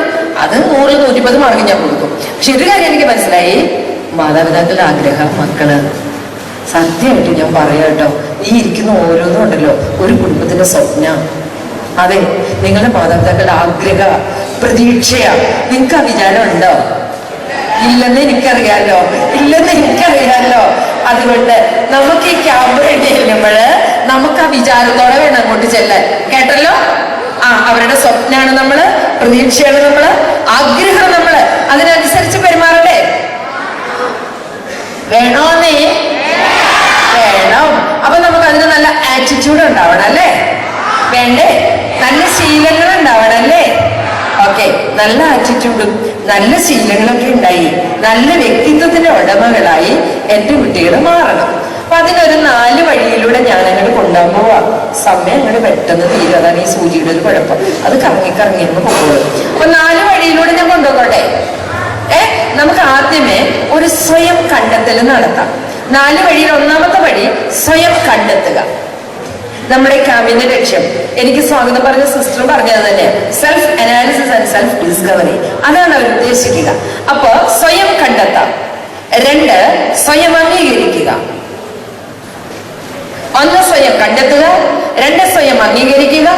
3, എന്തെങ്കിലും ആയിരിക്കുക. 4, എന്തെങ്കിലും ആവാൻ ശ്രമിക്കുക. ഓക്കെ, 4 തലങ്ങളിലൂടെ നമ്മളൊന്ന് പോകാൻ പോവുക. 1, സ്വയം കണ്ടെത്തുക. 2, സ്വയം അംഗീകരിക്കുക. 3, എന്തെങ്കിലും ആയിരിക്കുക. 4,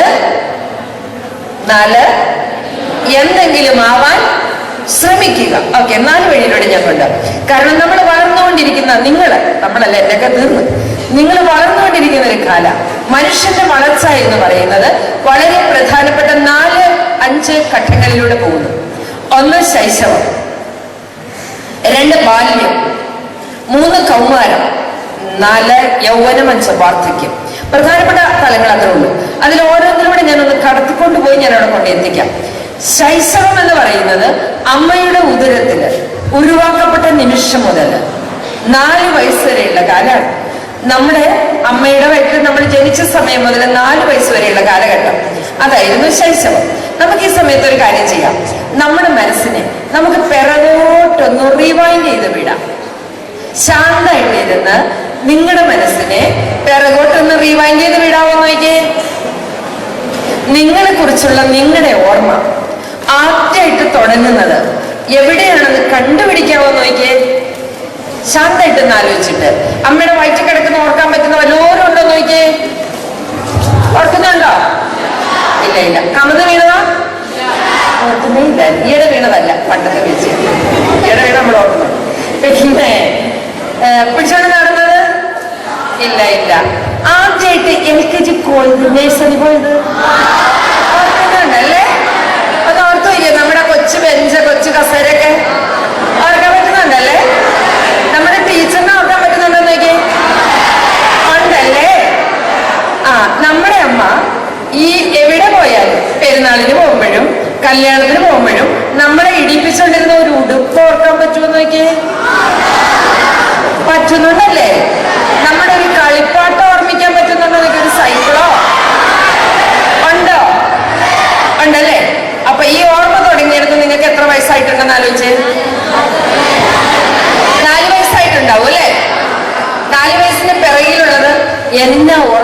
വീട്ടിലുള്ളവർക്ക് ഓർമ്മിച്ചെടുക്കാൻ പറ്റില്ല. അതാണ് അതിന്റെ രസം. അതാണ് മനുഷ്യ ജന്മത്തിന്റെ ഏറ്റവും വലിയ പ്രത്യേകത. തമ്പുരാന്റെ ഒരു കളിയാണത്. ഈ മനുഷ്യന്റെ ഓർമ്മശക്തി തുടങ്ങുമ്പോൾ 4 വയസ്സാകും. പക്ഷേ ഒരു മനുഷ്യന്റെ ബ്രെയിൻ ഏറ്റവും കൂടുതൽ ഡെവലപ്പ് ചെയ്യുന്നത് 4 വയസ്സിന് മുമ്പാണ്. 4 വയസ്സ് കഴിഞ്ഞാൽ ഒരു 5% അവരാണുള്ളൂ. അതിനുവേണ്ടി ഈ കളിയെല്ലാം നമ്മൾ നടത്തുന്നത്. 4 വയസ്സിന് മുമ്പ് ഒരു കുട്ടിയുടെ ഭാവി നിർണ്ണയിക്കപ്പെട്ടു പോകുന്നു. ഒരു കുഞ്ഞ് ഭാവിയിൽ ആരായി തീരുമെന്നുള്ളത് തീരുമാനിക്കപ്പെടുന്നത് 4 വയസ്സിന് മുന്നെയാണ്. 4 വയസ്സുകൊണ്ട് നമ്മുടെ തലച്ചോറിന്റെ 95% വളർച്ചയും പൂർത്തിയായി കഴിഞ്ഞു. മനസ്സിലായല്ലോ? പക്ഷേ ഈ 4 വയസ്സ് വരെ നമ്മുടെ അച്ഛനും അമ്മയും നമ്മളെ സ്നേഹിച്ചിരുന്നു. ശരിയാണോ? ആണോ? അവര് പാല് കുടിക്കാതെ നമുക്ക് പാല് തന്നു. ശരിയാണോ? അവരുടെ കയ്യിൽ ഒരു മുട്ടായി കിട്ടിയാൽ അവരത് തിന്നാതെ മടിയിൽ വെച്ച് പാത്ത് വെച്ച് നമുക്ക് തന്നിട്ടുണ്ട്. ശരിയാണോ? ആണോ? എവിടെ പോയാലും നമ്മളെ തൂക്കിയെടുത്ത് തോളെ വെച്ച് കൊണ്ടുപോയിട്ടുണ്ട്. ശരിയാണോ? വീട്ടില് എന്ത് നല്ല സാധനം കിട്ടിയാലും, ഒരു മുട്ടയായാലും ഒരേത്തക്കയായാലും നമുക്കായിട്ട് മാറ്റി വെച്ച് പാവകള് നമുക്കായിട്ട് തന്നിട്ടില്ലേ? ഉണ്ടോ? എന്നാ ഒന്ന് വരവ് വെച്ചേ. എന്നിട്ടാണ് ഈയിടെയായിട്ട് പറയുന്നത്, അല്ലെങ്കിൽ അമ്മയ്ക്ക് എന്നോട് ചായ പോലും സ്നേഹമില്ല, അമ്മയ്ക്ക് അവരോட സ്നേഹം, അല്ലെങ്കിൽ അമ്മയ്ക്ക് എന്നോട് സ്നേഹമില്ല, അവളോட സ്നേഹം എന്ന് പറയാറില്ല ഇടയ്ക്കിടയ്ക്ക്. ഇനി മേലെ പറയുന്നത് മനസ്സിലായോ? എല്ലാരെയും അമ്മ സ്നേഹിച്ചിട്ടുണ്ടോ? ഉണ്ടോ? അച്ഛനും അമ്മയെ സ്നേഹിച്ചിട്ടുണ്ട്. ഈ 4 വയസ്സ് വരെ നമ്മൾ ശരിക്കും സുഖം അനുഭവിച്ചവരാ. ഇനി 4 വയസ്സ് കഴിഞ്ഞ് നമ്മൾ ബാല്യത്തിൽ വരിക. ബാല്യം എന്ന് പറയുന്നത് എത്ര വയസ്സ് മുതൽ എത്ര വയസ്സ് വരെ എന്നറിയാവോ? 5 വയസ്സ് തുടങ്ങി 13 വരെ ബാല്യോ. എന്റെ പൊന്നുമോനെ, അത് പഴങ്കഥ. അതൊരു പുരാണത്തിലെ കഥയാണ്. അതെന്താണെന്നറിയാമോ മക്കളെ? ഞാൻ പറഞ്ഞുതരാം. ഞങ്ങളുടെ ഒരു കാലത്ത് നിങ്ങളോളം വിവരം ഇല്ലാത്തവരായിരുന്നു ഞങ്ങള്.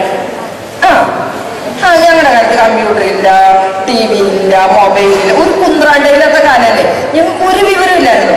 അതുകൊണ്ടുണ്ടല്ലോ ഞങ്ങളുടെ ബാല്യം നീണ്ടു 13, 14 എന്നൊക്കെ പറഞ്ഞൊക്കെ പോയി. പക്ഷെ നിങ്ങൾ ആര് പാർട്ടികള്? അതുകൊണ്ട് നിങ്ങളുടെ ബാല്യം വളരെ കുറച്ചിട്ടുണ്ട് കേട്ടോ. 5 വയസ്സ് തൊട്ട് 10 വയസ്സ് വരെയുള്ള ബാല്യം. ബിറ്റ്വീൻ 5 and 10 ആണ് നിങ്ങളുടെ ബാല്യം. അത് തന്നെ ഇത്തിരി കൂടുതലാണ്. വേണേ 8 ആക്കാം. ഇനി അടുത്ത വർഷം ഞാൻ ക്ലാസ് ഒക്കെ 8 ആക്കും. ഇപ്പൊ പിന്നെ 10 പിടിക്കുക. ഇതിനിടയിൽ ബാല്യത്തില് നമ്മൾ സ്കൂളിൽ പോകാൻ തുടങ്ങിയ സമയം നമ്മൾ വിചാരിച്ചു നമ്മുടെ പപ്പയും മമ്മിയും ലോകത്തിലേക്ക് വിവരമുള്ള പാർട്ടികളാകണം. ശരിയാണോ? ശരിയാണോ? 1ാം ക്ലാസ് 2ാം ക്ലാസ് ഒക്കെ നമ്മുടെ എല്ലാ സംശയങ്ങൾക്കും മറുപടി തന്നിരുന്ന ആരാ? ഈ അപ്പനും അമ്മയും. ശരിയല്ലേ? അതെ. അന്ന് നമ്മൾ വിചാരിച്ചു അവർ നല്ല വിവരമുള്ള പാർട്ടികളാണ്. പക്ഷെ ഇപ്പൊ നമുക്കറിയാം അവർക്ക് വലിയ വിവരമൊന്നുമില്ല. അല്ലേ? അമ്മയ്ക്ക് എന്നാ വഴിക്ക് അറിയാമേ, അമ്മയ്ക്കറിയാമേ നമ്മൾ പറയുന്നുണ്ട്. അതുപോലെ തന്നെ അന്ന് നമ്മൾ വിചാരിച്ചു നമ്മുടെ അധ്യാപകർ ആര് പാർട്ടികള്, അവര് നല്ല അറിവുള്ള പാർട്ടികളാണെന്നാണ് നമ്മൾ വിചാരിച്ചിരുന്നത്. പക്ഷെ ഇപ്പൊ നമുക്കറിയാം അവർക്ക് ഈ പറയുന്നല്ലേ. ശരിയല്ലേ? അതെ അതെ. അന്ന് നമ്മൾ വിചാരിച്ചു ഇവര് നല്ല വിവരമുള്ള പാർട്ടികളാണ്. ശരിക്കും ബാല്യം എന്ന് പറയുന്നുണ്ടല്ലോ രസകരമായിട്ട് കടത്തിവിട്ടിരുന്ന ഒരു കാലം ഉണ്ടായിരുന്നു ഇവിടെ. കാരണം അന്ന് അമ്മ വീട്ടിലും അമ്മാവന്മാരുടെ വീട്ടിലും തൊടിയിലും ഒക്കെ ആയിട്ട് ചാടി കളിച്ചൊക്കെ നടന്ന ഒരു കാലമായിട്ടാണ് ബാല്യം പണ്ട് കരുതപ്പെട്ടിരുന്നത്. പക്ഷെ ഇതെനിക്ക് നിങ്ങളോട് സഹതാപമാണ്. കാരണം ഇന്ന് ബാല്യം പോലും ചൂഷണം ചെയ്യപ്പെടുന്നു. ഇവിടെ ബാല്യം പോലും ചൂഷണം ചെയ്യപ്പെടുന്നു. ഓട്ടോറിക്ഷയില് ഒരു കൊച്ചു കുഞ്ഞിന് ഈയിടെ മൃഗീയമായിട്ട് ദുരുപയോഗിച്ച ഒരു ന്യൂസ് വായിച്ചാണ് നിങ്ങൾ. നമുക്ക് ട്രെയിനിലായാലും എവിടെയായാലും നമുക്ക് ചൂഷണങ്ങളുടെ കഥയാണ് നമ്മൾ കേൾക്കുന്നത്. ബാല്യത്തെ പോലും വെറുതെ വിടുന്നില്ലാത്ത ഒരു കാലത്തിലൂടെ കടന്നു പോകുന്നത്. ഇനി ബാല്യത്തെ വെറുതെ വിടുന്നില്ലെന്ന് മാത്രമല്ല, ഇപ്പൊ ബാല്യം എന്ന് പറയുന്നത് കുറച്ചുകൂടി അറിവുള്ള കാലം എന്ന് ഞാൻ പറഞ്ഞു. കാരണം ഞാൻ പറയാം, പണ്ട് എന്റെ ചെറുപ്പത്തില് ഞങ്ങളുടെ വീട്ടിലെ ഏറ്റവും വിശേഷപ്പെട്ട സാധനം എന്ന് പറയുന്നത് ഒരു റേഡിയോ ആയിരുന്നു. അത് വെച്ചിരുന്നത് ഞങ്ങളുടെ വീട്ടില് പൊക്കമുള്ള ഒരു സ്റ്റാൻഡേർഡായിരുന്നു. അത് പ്രവർത്തിപ്പിക്കാൻ എന്റെ വീട്ടില് ഒരാൾക്ക് അവകാശം ഉണ്ടായിരുന്നുള്ളൂ. അതെന്റെ അപ്പനാണ്. എന്റെ അപ്പന തീരുമാനിച്ചിരുന്നത് ആരൊക്കെ കേൾക്കണം, എന്തൊക്കെ കേൾക്കണമെന്ന്. അന്ന് ഞങ്ങളുടെ ചെറുപ്പത്തില് ജീവിതത്തിലെ ഏക രസം എന്ന് പറയുന്നത് നിങ്ങൾ ആവശ്യപ്പെട്ട ചലച്ചിത്രഗാനം കേൾക്കുക. അത് വരുന്നത് രാത്രി 10 മണിക്ക് ശേഷം. ഞങ്ങള് നിങ്ങളെ പോലൊന്നും ആഘോഷമായിട്ട് പഠിച്ചു കൂട്ടത്തിലല്ല. 7.5 കിലോമീറ്റർ നടന്ന് മണ്ണെണ്ണ വിളക്കിന്റെ വെളിച്ചത്തില് തന്നെ നാട്ടുപുറത്തുകാരിയായി പഠിച്ച ഒരാളാണ് ഞാന്. അങ്ങനെ ഞങ്ങൾ വളരുമ്പോഴ് വീട്ടില് 10 മണി വരെയൊക്കെ ഇരിക്കാന്ന് പറഞ്ഞാൽ ഈ മണ്ണെണ്ണ വിളക്കല്ലേ, അത് വലിയ സമയമാണ്. ആ 10 മണി കഴിഞ്ഞ് പാട്ടിനായിട്ട് മനഃപൂർവ്വം ഇരിക്കും. അമ്മ ചട്ടം കിട്ടും, അമ്മേ ഇന്ന് നിങ്ങൾ ആവശ്യപ്പെട്ട ചലച്ചിത്ര ഗാനങ്ങള് നല്ല പാട്ടാ, പുതിയ പാട്ടാ. അമ്മ ചാച്ചനോട് പറഞ്ഞ് അതൊന്ന് വെക്കുവോ? അപ്പൊ അമ്മ പറയും മക്കള് പഠിച്ചു, അമ്മ ഏറ്റു. എല്ലാം നന്നായി പഠിച്ച് അമ്മയോട് ചെന്ന് പറയും ഏത് ഭാഗത്തുനിന്ന് വേണം ചോദ്യം ചോദിക്കാൻ? എല്ലാം പറയാമേ, നന്നായി പഠിച്ചിട്ടുണ്ട്, പക്ഷെ അമ്മ പ്രോമിസ് തന്നിരുന്നു പാട്ട് കേൾപ്പിക്കാന്ന്. കേൾപ്പിക്കാടി. അങ്ങനെ അമ്മ ചെന്ന് ചാച്ചനോട് പറയും അല്ല എന്റെ മനുഷ്യനെ, ഞാൻ അറിയാൻ മേലഞ്ഞിട്ട് ചോദിക്കുക, ഈ പെട്ടി ഇവിടെ എന്തിനു വാങ്ങിച്ചു വെച്ചിരിക്കുക? ഇങ്ങനെ എന്റെ അമ്മ പ്രസന്റ് ചെയ്യുന്നത്. നമ്മുടെ പിള്ളേര് 2 പാട്ട് കേട്ടാലൊന്നും പിഴച്ചു പോവില്ല, ഞാൻ ഗ്യാരണ്ടി. അങ്ങനെ ചാച്ചൻ അങ്ങോട്ട് അമ്മയുടെ വാക്ക് കേട്ട് ഇതൊക്കെ ഓൺ ചെയ്യും. ഓൺ ചെയ്യുമ്പോ ഉണ്ടല്ലോ, ഞാൻ നിന്നെ പ്രേമിക്കുന്ന മാൻകിടാവേ ഇരുന്നു പണ്ടത്തെ പാട്ടാ കേട്ടോ. മെയ്യിൽ പാതി വകുത്ത് തരും, മനസ്സിൽ പാതി വകുത്ത്. എന്റെ മുന്നേ മക്കളെ ഇത് വല്ല മഞ്ഞോട്ട് വരുന്നെങ്കിൽ ചാച്ചൻ ചാടി ഓഫ്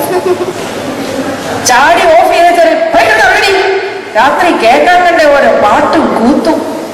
നേരെ തിരിച്ചതിനകത്തുനിന്ന് നിത്യവിശുദ്ധിയ കന്യാമറിയമേന്നോ പാവനാ മാട്ടിടയെന്നോ ഉള്ള വല്ല പാട്ടുവാ വരുന്നതെങ്കിൽ ഒളിയെ കൂട്ടി വെച്ചിട്ട് പറയും മക്കളെല്ലാം വന്ന് ഇരിക്കാം, ആർക്ക് പാടം. ഞങ്ങളുടെ വീട്ടിലെ സെൻസർ ബോർഡ് ആ പാർട്ടിയായിരുന്നു. മനസ്സിലാവുന്നുണ്ടോ? പാർട്ടി ഇങ്ങനെ തീരുമാനിക്കുന്നത് മാത്രമേ നമുക്ക് കേൾക്കാൻ പറ്റുള്ളൂ. എനിക്ക് നിങ്ങളോട് അസൂയ ഞാൻ പറഞ്ഞില്ലേ, ഇന്ന് നിങ്ങളുടെ വീട്ടിലെ ഏറ്റവും വിശേഷപ്പെട്ട സാധനം ഒരു TV അല്ലേ? ഇതിന്റെ റിമോട്ട് കൺട്രോൾ നിങ്ങളുടെ കയ്യിൽ. അതാ എനിക്ക് അസൂയ. നിങ്ങൾക്ക് ഇഷ്ടമുള്ള ചാനൽ നിങ്ങൾ അല്ലേ? ആ പപ്പയമ്മ വരുന്ന സ്കിപ്പ് ചെയ്യാനാണോ പാടും? നമ്മുടെ അല്ലേ സൂത്രം ഇരിക്കും അല്ലേ മക്കളെ? അല്ലയോ മക്കളെ? ഓ പിന്നെ എനിക്കിപ്പോ തോന്നാറുണ്ട് ഭരണം മക്കളുടെ കയ്യിലാ.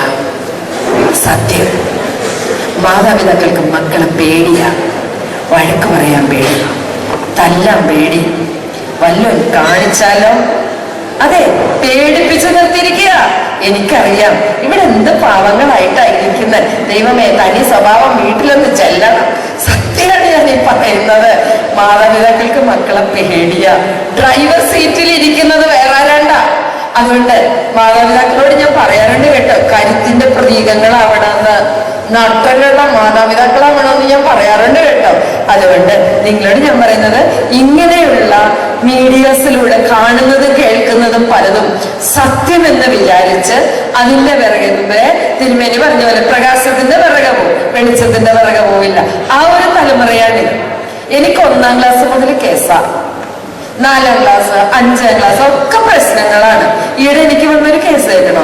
4ാം ക്ലാസ്സിലും ആരോടും പറയില്ല കേട്ടോ. പറയുമോ? ഞാൻ ഈ പരിമല വന്ന് പറഞ്ഞൊന്നും ആരോടും പറയില്ല കേട്ടോ. 4ാം ക്ലാസ്സിൽ പഠിക്കുന്ന ഒരു ചെറുക്കൻ 4ാം ക്ലാസ്സിൽ പഠിക്കുന്ന ഒരു പെണ്ണിന് ഒരു പ്രേമലേഖനവും ഗിഫ്റ്റും കൊടുത്ത കേസാണ്. ഇത് കിട്ടാത്ത കുശുമ്പി പെണ്ണുങ്ങൾ മിസ്സിന്റെ അടുത്ത് റിപ്പോർട്ട് ചെയ്തു.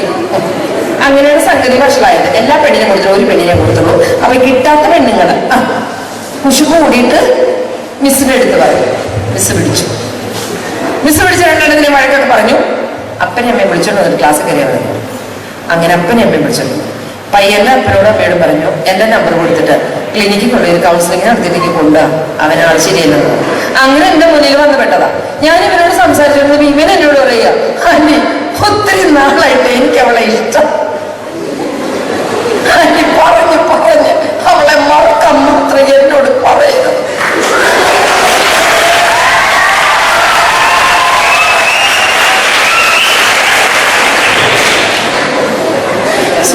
സൂക്ഷിക്കടാ. അപ്പോഴേ വേറൊരു കേസ് എനിക്ക് വന്നു കേട്ടോ. അതില്ലേ 5ാം ക്ലാസ്സിൽ പഠിക്കുന്ന ഒരു പെണ്ണ് ഈയിടെ എന്നറിയാവോ, ഇപ്പൊ ഈ ലാസ്റ്റ് ടേം ആയില്ലേ, തീരാറായില്ലേ ഈ വർഷം. എന്റെ പൊന്നെ, ജനുവരി ഫെബ്രുവരി മാർച്ച് പ്രേമം കൂടുന്ന നേരമാണ്. സത്യം.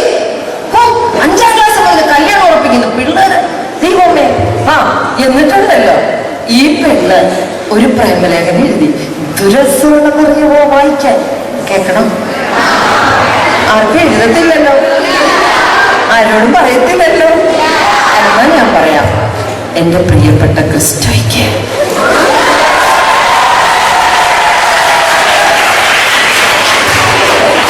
ക്രിസ്റ്റോ, നിന്നെ ഞാൻ സ്നേഹിക്കുന്നു ഒത്തിരി. ഒത്തിരി ഒത്തിരി കഴിഞ്ഞ് കുറച്ച് കുത്ത് കുത്തു കുത്തു കുത്തു കുത്തു കുത്തു കുത്തു, വീണ്ടും ഒത്തിരി കഴിഞ്ഞ് കുത്തു കുത്തു കുത്തു കുത്തു, അതിനും അപ്പുറം പിന്നെ കുത്ത്. നീ ഒരിക്കലെങ്കിലും എൻ്റെ ക്ലാസ്സിൽ വന്ന് എന്നോട് ഇഷ്ടമാണെന്ന് പറയുമെന്ന് ഞാൻ വിചാരിച്ചു. പക്ഷേ ക്രിസ്റ്റോ, നീ വന്നില്ല, പറഞ്ഞില്ല. ഈ കത്ത് കിട്ടിയാലോടെ നീ എൻ്റെ ക്ലാസ്സിൽ വരണം, എന്നോട് പറയണം ഐ ലവ് യു. ഇതാണ് എഴുത്ത്. ഈ പെണ്ണ് കൂട്ടുകാരത്തിനെ കൊടുത്തു. കൂട്ടുകാരത്തിനെ കൊടുത്തിട്ട് അടുത്ത ക്ലാസ്സിൽ ചേർക്കണോ, പക്ഷെ കൂട്ടുകാർക്ക് തക്കത്തിനൊന്നും കൊടുക്കാൻ പറ്റിയില്ല. അവൾ അതും ചെറുതോട്ട് വീട്ടിൽ പോയി. അമ്മ വൈകുന്നേരം ചോദ്യോത്തരം എടുക്കാനായിട്ട് വായ എടുത്തിട്ട് താഴെ അമ്മ അത് പിടിച്ച് പ്രിൻസിപ്പൽ എടുത്തി. പ്രിൻസിപ്പൽ പെണ്ണെ വിളിച്ച് 2 കൊട്ടൊക്കെ കൊടുത്തിട്ട് കൗൺസിലിംഗിലേക്ക് വിട്ടതാണ്. അപ്പോഴേ ആ പെണ്ണിനോട് പറഞ്ഞതും ഇത് തന്നെയാണ്. ഒത്തിരി നാളായിട്ട് ഒരു കാര്യം എനിക്ക് മനസ്സിലായി, ഇപ്പോഴത്തെ പിള്ളേർക്ക് എന്തോ കുഴപ്പമുണ്ട് കേട്ടോ, ശരിക്കും എന്തോ കുഴപ്പമുണ്ട്. അതുകൊണ്ട് ഞാനിതിനെ പേഴ്സണാലിറ്റി ഡിസോർഡർ എന്ന് വിളിക്കുന്നു. അതൊരു സൈക്കോളജിസ്റ്റ് ആയതുകൊണ്ട് ഞാൻ വിളിക്കുന്നതാണ് പേഴ്സണാലിറ്റി ഡിസോർഡർ, വ്യക്തിത്വ വൈകല്യം. കാരണം എന്താണെന്നറിയാം മക്കളെ, എല്ലാത്തിനും ഓരോ നേരമുണ്ട്. ഒരു ചെടി കുഴിച്ചു വെക്കാൻ ഒരു സമയം, അത് വളരെ കുറേ സമയം എടുക്കും ഇല്ലയോ, എന്നിട്ടത് പൂക്കും. പിന്നെ ആ പൂക്കായ അങ്ങനെ വീണ്ടും സമയം എടുക്കും. ആ കാളൊന്ന് വിളഞ്ഞു കിട്ടാൻ പിന്നെ സമയം എടുക്കും. എല്ലാത്തിനും സമയമില്ലേ? പഠിക്കാനൊരു സമയം, ജോലി കിട്ടാനൊരു സമയം, കല്യാണം കഴിക്കാനൊരു സമയം, മക്കളുണ്ടാവാനൊരു സമയം ഇല്ലേ മക്കളെ? അപ്പൊ ഇപ്പോഴത്തെ പിള്ളേർക്ക് കുഴപ്പമില്ലേ? അതാ ഞാൻ പറഞ്ഞത്, ബാല്യം ശരിയല്ല, ഒട്ടും ശരിയല്ല. നിങ്ങളല്ല വേറെ പിള്ളേർ, എനിക്ക് ഇവിടുന്ന് പോകട്ടെ. അതുകൊണ്ട് നമുക്ക് ബാല്യം നന്നായി കടത്തി വിടുന്നവർക്കൊക്കെ ഒരു നല്ല കൗമാരം ഉണ്ടാവും. എനിക്കൊന്ന് വിളിക്കുന്ന കുട്ടികളിൽ കൂടുതൽ കൗമാര പ്രായത്തിലുള്ളവരാണെന്ന്. അതുകൊണ്ട് കൗമാരത്തെ കുറിച്ച് അല്പം പറയാമെന്ന് ഞാൻ വിചാരിക്കുക. കൗമാരം സ്വപ്നങ്ങളുടെ കാലമാണ്, പ്രശ്നങ്ങളുടെ കാലമാണ്, വെല്ലുവിളികളുടെ കാലമാണ്, ജീവിതത്തിലെ ഏറ്റവും മനോഹരമായ കാലമാണ്. ഒരു മനുഷ്യന്റെ കൗമാരം എങ്ങനെയോ അങ്ങനെ തന്നെയായിരിക്കും അവന്റെ ഭാവിയും. യാതൊരു സംശയമില്ല, യാതൊരു സംശയമില്ല. കൗമാരം വിജയകരമായി കടത്തിവിടുന്നവരൊക്കെ ഇവിടെ ജീവിത വിജയം നേടുന്നു. കൗമാരത്തിൽ തെന്നിപ്പോകുന്നവരൊക്കെ വഴിപിഴച്ചു പോവുകയും ചെയ്യുന്നു. അതുകൊണ്ട് ഈ കാലഘട്ടം എങ്ങനെ നിങ്ങൾ അടുക്കിനും ചിട്ടയ്ക്ക് കൊണ്ടുവരുന്നു അതിനെ ആശ്രയിച്ച് മാത്രമേ നിങ്ങൾക്ക് ഒരു നല്ല ഭാവി ചിട്ടപ്പെടുത്തിയെടുക്കാൻ പറ്റത്തുള്ളൂ. അടുക്കും ചിട്ടയുമുള്ള നല്ലൊരു ജീവിതക്രമത്തെ ഉണ്ടാക്കിയെടുക്കാനുള്ള കൗമാരം. പക്ഷെ കൗമാരത്തിൽ ഒത്തിരിയേറെ പ്രതിസന്ധികളുണ്ടാവും, ഇല്ല എന്ന് പറയേണ്ട. കാരണം കൗമാരത്തിന്റെ പ്രത്യേകത എന്ന് പറയുന്നത് ആദ്യമായിട്ട് ഒരു സ്ത്രീയും പുരുഷനുമായി മാറാൻ പ്രകൃതി നമ്മളെ ഒരുക്കുന്നു എന്നുള്ളതാണ്. നമ്മുടെ തലച്ചോറിലെ ഹൈപ്പോതലാമസും തലച്ചോറിലെ പിറ്റ്യൂട്ടറി ഗ്ലാൻഡിനെ സ്റ്റിമുലേറ്റ് ചെയ്യുന്നതിന്റെ ഭാഗമായി ആൺകുട്ടികളിലെ പുരുഷ ഹോർമോണായ ടെസ്റ്റോസ്റ്ററോണും സ്ത്രീ ഹോർമോണായ ഈസ്ട്രജനും പ്രൊജസ്ട്രോണും പെൺകുട്ടികളിലും പ്രവർത്തിക്കാൻ തുടങ്ങുന്ന സമയമാണ് കൗമാരം. അത് പണ്ട് 17-18 നടന്നിരുന്നത്. കാരണം അന്നത്തെ ഭക്ഷണ രീതി അതായിരുന്നു. ഞങ്ങള് വീട്ടിലെ പറമ്പിലൊക്കെ കൃഷി ചെയ്തിരുന്ന കഞ്ഞിയും കപ്പയൊക്കെ നെല്ലൊക്കെ വെച്ച് കഞ്ഞി, കപ്പ, ചേമ്പ്, ചേന, പയറൊക്കെ കഴിച്ചു വളർന്നവരാണ്. അന്ന് അതിനകത്ത് ഹോർമോൺസ് ഇല്ലായിരുന്നു, വളമില്ലായിരുന്നു, അതിനകത്ത് കെമിക്കൽസ് ഒന്നും ഇല്ലായിരുന്നു. അതുകൊണ്ട് തന്നെ ഞങ്ങളില് ഹോർമോൺ ഡെവലപ്മെന്റ്സ് വളരെ താമസിച്ചു വന്നിരുന്നു. മധുരം 17 എന്ന് പറഞ്ഞൊരു കാലം ഉണ്ടായിരുന്നു ഞങ്ങളുടെ കാലത്ത്, മധുരം 17. പക്ഷെ ഇതൊന്നും നിർത്തലാക്കി കേട്ടോ, ഇപ്പൊ മധുരം 10, മധുരം 11 മധുരം നേരത്തെ വെക്കുന്ന കാരണം അങ്ങനെയാക്കി. അതിന്റെ കാരണം ഒന്ന്, നിങ്ങൾ കഴിക്കുന്ന ആഹാരം തന്നെ. നിങ്ങൾ കഴിക്കുന്ന ആഹാരത്തിൽ ബ്രോയിലർ ചിക്കൻ തൊട്ട് നിങ്ങൾ കഴിക്കുന്ന പെപ്സി തൊട്ട് കുർക്കുറെ തൊട്ട് ലേസ് തൊട്ട് മാഗി നൂഡിൽസ് തൊട്ട് കെമിക്കൽസ് അടങ്ങിയിരിക്കുന്ന പല സാധനങ്ങളും സ്ഥിരം ആഹാരത്തിൽ ഉൾപ്പെടുന്നത് വഴിയായി ഹോർമോണിന്റെ ഡെവലപ്മെന്റ്സ് നേരത്തെ തുടങ്ങുന്നു. പലപ്പോഴും ഇതിനകത്ത് അടങ്ങിയിരിക്കുന്ന പല രാസവസ്തുക്കളും ടേസ്റ്റ് മേക്കേഴ്സും തലച്ചോറിലെ പ്രവർത്തന മാറ്റങ്ങൾക്ക് കാരണമാകും. അങ്ങനെ ഹോർമോൺ ചേഞ്ചസ് നേരത്തെ തുടങ്ങുന്നത് കൊണ്ട് വൈകാരികമായ മാറ്റങ്ങൾ നേരത്തെ നിങ്ങൾ വരുന്നു. അതാണ് ഒന്നാമത്തെ കാരണം എന്ന് പറയുന്നത്. രണ്ടാമത്തെ കാരണം എന്ന് പറയുന്നത്, നിങ്ങൾ കാണുന്ന സീനുകൾ, പാട്ടിന്റെ സീനായാലും പടങ്ങളായാലും മെസ്സേജസ് ആയാലും എന്തായാലും നിങ്ങൾ കാണുന്ന പലതും, വേണ്ടാത്ത പലതും നിങ്ങൾ കാണുന്നുണ്ട്. ഇതെല്ലാം തന്നെ നിങ്ങളിൽ വൈകാരിക ഭാവം ഡെവലപ്പ് ചെയ്യാൻ സഹായിക്കുന്നു. അതുകൊണ്ട് തന്നെ കൗമാരം നേരത്തെ തുടങ്ങുന്നു. ഇന്ന് ഒരു പെൺകുട്ടി പ്യൂബർട്ടിയിലെത്തുന്നത്, പക്വതയിലെത്തുന്നത് 3ാം ക്ലാസ്സിനും 5ാം ക്ലാസ്സിനും ഇടയിലാണ്. ഒരാൺകുട്ടി പക്വതയിലെത്തുന്നത് 6ാം ക്ലാസ്സിനും 8ാം ക്ലാസ്സിനും ഇടയിലാണ്.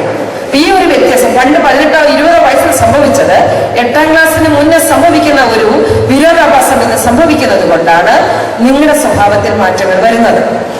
അതുപോലെ തന്നെ വന്നിരിക്കുന്ന മാറ്റങ്ങൾ ഞാൻ കുറെ പറയാം, നിങ്ങൾ കൊണ്ടുപോയില്ല എന്ന് പറയുക. പെട്ടെന്ന് ദേഷ്യം വരാറുണ്ടോ? ഒന്ന് പറഞ്ഞ രണ്ടാമത്തേന് പൊട്ടിത്തെറിക്കാറുണ്ടോ? ഇല്ല.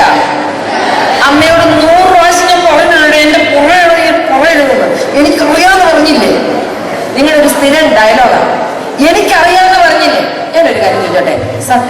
വല്ലതും അറിയാമോ? എന്തിനാ പേരൻസിനെ ഇങ്ങനെ പേടിപ്പിക്കുന്നത്? എനിക്കറിയാം ഒന്നും അറിയത്തില്ല എന്നിട്ട് അറിയാമെന്ന് പറയുക. അതുപോലെ തന്നെ നിങ്ങൾ സ്വാതന്ത്ര്യം ഇഷ്ടപ്പെടുന്നു അല്ലയോ? അല്ലേ? ഉപദേശികളെ ഒട്ടും ഇഷ്ടമല്ല അല്ലയോ? ഉപദേശങ്ങളെ ഇഷ്ടമില്ല അല്ലയോ? എനിക്കറിയാം. അപ്പനെ ഉപദേശി, അമ്മ ഉപദേശി, ഇതൊന്നും പറഞ്ഞിട്ട് കുറെ ഉപദേശികളെ ഈ ദിവസം ഞാൻ ഇറങ്ങിയിട്ടുണ്ട്. ആദ്യത്തെ ഉപദേശിയില്ല. അതുകൊണ്ട് ഉപദേശികളെ ഇഷ്ടമല്ല, ഉപദേശങ്ങളെ ഒട്ടും ഇഷ്ടമല്ല. പിന്നെ പഠിക്കണമെന്ന് ആഗ്രഹമുണ്ട് അല്ലയോ? പക്ഷെ വിചാരിക്കുന്ന പോലെ നടക്കത്തില്ല. സത്യല്ലേ? അതാണ് നിങ്ങളുടെ ഒരു കുഴപ്പം. നിങ്ങൾ എല്ലാ ആഴ്ചയിലും തീരുമാനിക്കും എന്നെയാണ് ഈ ആഴ്ച പഠിക്കാൻ പോകുന്നത്. സത്യമാണോ? പക്ഷേ 2 ദിവസം പോയിട്ട് ഒരു ദിവസം പോലും ആ വിചാരം നമ്മുടെ വീട്ടിൽ നിൽക്കുക. ശരിയല്ലേ? അതെ. പിന്നെ നിങ്ങൾക്കൊരു കുഴപ്പമുള്ളതേ, പെട്ടെന്ന് നിങ്ങളുടെ മൂഡ് ചേഞ്ച് ചെയ്യും. നേരാണോ? മൂഡ് ചേഞ്ചസ് വരാറുണ്ടല്ലേ? ഞാനൊരു കാര്യം ചോദിച്ചോട്ടെ, ദിവാസ്വപ്നങ്ങൾ കാണാറുണ്ടോ? കണ്ടിട്ടേ ഇല്ല? ഞാൻ പറഞ്ഞു തരാം ഈ സ്വപ്നം എങ്ങനെയാന്ന്. ദിവാസ്വപ്നം എന്ന് പറഞ്ഞാൽ കണ്ണ് തുറന്നിരുന്ന് കാണുന്ന സ്വപ്നങ്ങളെയാണ് ഡേ ഡ്രീംസ് എന്ന് വിളിക്കുക. അതെപ്പോഴാണ് ഞാൻ പറഞ്ഞുതരാം. നമ്മുടെ ക്ലാസ്സിൽ നമുക്ക് ഏറ്റവും ബോറൻ വിഷയങ്ങളായ ഫിസിക്സോ കെമിസ്ട്രിയോ മാത്തമാറ്റിക്സോ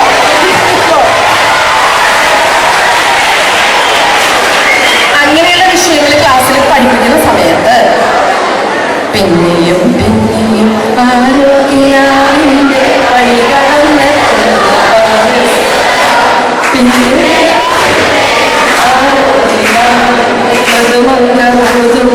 അതെ. അപ്പൊ ഇത് കേൾക്കാറുണ്ടോ? ഒന്നും പേരോട്ട് നീ കേൾക്കുന്നില്ല. ഇത് കേൾക്കുന്നില്ല ഇല്ലെങ്കിൽ നിങ്ങൾക്ക് എന്ത് കുഴപ്പമുണ്ടെന്ന് എന്റെ അർത്ഥം. ഇത് കേൾക്കുന്നുണ്ടോ? ഇല്ല അല്ലേ? എന്നാല് ആ പിള്ളേരോട് ഞാനൊരു കാര്യം ചോദിച്ചോട്ടെ, ഈ പെണ്ണുങ്ങളോട് ഏതാണ്ടൊരു ഇത് എന്നാ മക്കളെ ഏതെന്നോ ഞാൻ പറയട്ടെ, എന്തിനും തോന്നുന്നൊരിഷ്ടം, എപ്പോഴോ തോന്നുന്നൊരിഷ്ടം. കേൾക്കാറുണ്ടോ? ഇല്ലെങ്കിൽ നിങ്ങളെ മൊത്തം എന്തെങ്കിലും ചികിത്സയ്ക്ക് കൊണ്ടുപോകണം. അത്യാവശ്യമായിട്ട് ഒരു മാനസിക രോഗവിദഗ്ധനെ കാണണം കേട്ടോ. എന്ത് കുഴപ്പമുണ്ട്? മൊത്തം കുഴപ്പമാണ്. അതെ, നിങ്ങളോട് ഞാൻ ചോദിച്ചോട്ടെ, ഈ പിള്ളേരോട് ഏതാണ്ടൊരു ഇത് തോന്നിയിട്ടുണ്ടോ? അല്ലേ? മൊത്തം കുഴപ്പക്കാരാ. തോന്നുന്നുണ്ടെങ്കിലും കുഴപ്പമില്ല കേട്ടോ. പക്ഷെ തോന്നുന്നില്ലെങ്കിലും കുഴപ്പമെന്നാണ് അതിന്റെ അർത്ഥം. നിങ്ങൾക്ക് കേൾക്കണം, വെസ്റ്റേൺ കൺട്രീസ് പാശ്ചാത്യ നാടുകളില് ഒരു 12 വയസ്സ് കഴിഞ്ഞ ഒരു പെണ്ണിന് 12 വയസ്സ് കഴിഞ്ഞ ഒരു ആൺകുട്ടിയോട് ഒരു ഫ്രണ്ട്ഷിപ്പ് ഇല്ല എങ്കിൽ പേരൻസ് കുട്ടിയായിട്ട് മനഃശാസ്ത്രജ്ഞന്റെ അടുത്ത് പോകും. കുട്ടിക്ക് എന്തോ കാര്യമായി കുഴപ്പമുണ്ട്, നമുക്ക് പേടിയാണ്. നമ്മുടെ നാട്ടിൽ നമ്മൾ എങ്ങനെ കാണുന്നു വേണ്ടിയത് നമ്മളെ കൊണ്ട് അച്ഛന്മാരെടുത്തു തല പിടിപ്പിക്കുക അല്ലേ? എന്തെല്ലാം കാര്യങ്ങളോ തല പിടിച്ച് വെച്ച് പ്രാർത്ഥിപ്പിക്കുക. അതെ, നമ്മുടെ പേരൻസിന് എന്തോ കുഴപ്പമുണ്ടെന്ന്. എന്തായാലും കൊള്ളാം. കൗമാരത്തിന്റെ പ്രത്യേകതകളിലൂടെയാണ് ഞാൻ പോയത്. ഇതില് എല്ലാം ഒരാൾക്കില്ലെങ്കിലും കുറച്ചൊക്കെ ഒരാൾക്ക് ഉണ്ടാവും. അതുകൊണ്ട് ഈ കാലം വിജയകരമായിട്ട് കടത്തിവിടണ്ടേ? വേണോ? വേണം. അതിന് ഞാൻ ഒരു കാര്യം പറയുമ്പോ നമ്മുടെ സ്വയം കണ്ടെത്തലിലേക്ക് ഞാൻ പോവാം. നമുക്ക് ആദ്യമേ നമ്മളെ തന്നെ ഒന്ന് കണ്ടെത്താം. ആദ്യത്തെ 2-3 ചോദ്യങ്ങൾ ഞാൻ പറയാൻ പോവാണ്. ഒന്നാമത്തെ ചോദ്യം, who am I? Who am I? ഞാൻ ആരാണ്? കണ്ടുപിടിക്കാൻ നോക്കിയേ. ആൻസർ കണ്ടുപിടിക്കാൻ നോക്കിയേ. എന്റെ സമയം തീർന്നു. ഹൂ ആം ഐ കണ്ടുപിടിക്കാമോ? ഞാൻ ആരാണ്? നമുക്ക് നമ്മുടെ പേരാകാം അല്ലേ? I am Grace. നിങ്ങൾക്ക് എല്ലാവരുടെ ഒരു പേര്? ഓക്കെ, അതാണ് എന്റെ ആൻസർ. രണ്ടാമത്തെ ചോദ്യം, വാട്ട് ആം ഐ? ഞാൻ എന്താണ്? ഐ എം എ സ്റ്റുഡന്റ് ആണോ? I am a boy, I am a girl, I am a daughter, I am a son, I am a brother, I am a sister, I am a friend, I am a Christian. Okay, തൽക്കാലം ഞാനവിടെ നിർത്താം. പിന്നെ ഒത്തിരി കണ്ടുപിടിക്കാം. സമയക്കുറവുണ്ട് കേട്ടോ. വിശക്കാൻ തുടങ്ങിയില്ലേ? കാര്യം. അതെ, ഓക്കെ. അടുത്ത ചോദ്യം, ഹൗ ആം ഐ? ഞാൻ എങ്ങനെയുണ്ട്? ഞാൻ നല്ലൊരു സ്റ്റുഡന്റ് ആണോ? ഒരു സ്റ്റുഡന്റിന് വേണ്ടത് ഒന്നാമത്തെ കാര്യം ടൈം മാനേജ്മെന്റ്. ജീവിത വിജയം നേടാൻ 2-3 കാര്യങ്ങൾ ഞാൻ പറയുകയാണ്. ഒന്ന്, ടൈം മാനേജ്മെന്റ്. എല്ലാ ദിവസവും ഒരേ സമയത്ത് എന്നൊക്കെ കഴിയുന്നത് ഒരേ സമയത്ത് ഉറങ്ങാൻ പോവുക. രാവിലെ ഒരു 2 മണിക്കൂറുമായിട്ട് ഒരു 3 മണിക്കൂർ വ്യക്തിപരമായ പഠനത്തിന് സമയം കണ്ടെത്തുക. അതുപോലെ തന്നെ ശനിയാഴ്ച ആയാലും ഞായറാഴ്ച ആയാലും ഹർത്താലായാലും അവധി ദിവസമായാലും എഴുന്നേൽക്കുന്ന ഒരേ സമയത്തായിരിക്കണം.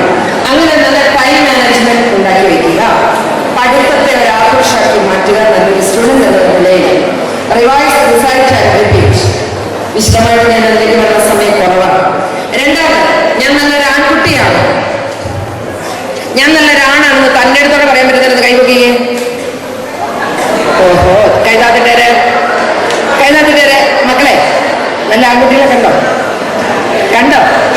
നല്ലൊരാണത്തിന്റെ ലക്ഷണം പറയാം. പക്വത, മെച്യൂരിറ്റി, തന്റെ ഇടം, ആത്മവിശ്വാസം, നല്ല സ്വഭാവം, കള്ളു കുടിക്കരുത്, പെണ്ണുങ്ങളുടെ പുറകെ പോകരുത്, പാൻ മസാലകൾ ഉപയോഗിക്കരുത്, വീട് വലിക്കരുത്. ഓക്കെ മക്കളെ, ഇവര് പറഞ്ഞ കാര്യങ്ങളാണ് ഞാൻ പറയാൻ പോകുന്നത് കേട്ടോ. തന്റെ ഇടം, ആത്മവിശ്വാസം, അറിവ്, ആരുടെയും മുന്നിൽ നട്ടല് നിവർത്തി നിന്ന് സത്യസന്ധമായി കാര്യങ്ങൾ അവതരിപ്പിക്കാനുള്ള ചങ്കൂറ്റം. കള്ള്, പെണ്ണ്, ഡ്രഗ് ഇത് ഉപയോഗിക്കാൻ പാടില്ല.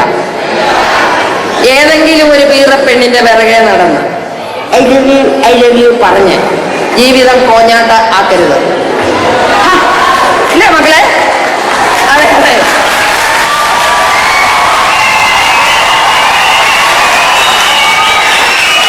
അപ്പോഴേ നല്ല ആൺപിള്ളേരുടെ എണ്ണം കുറഞ്ഞുകൊണ്ടിരിക്കുക.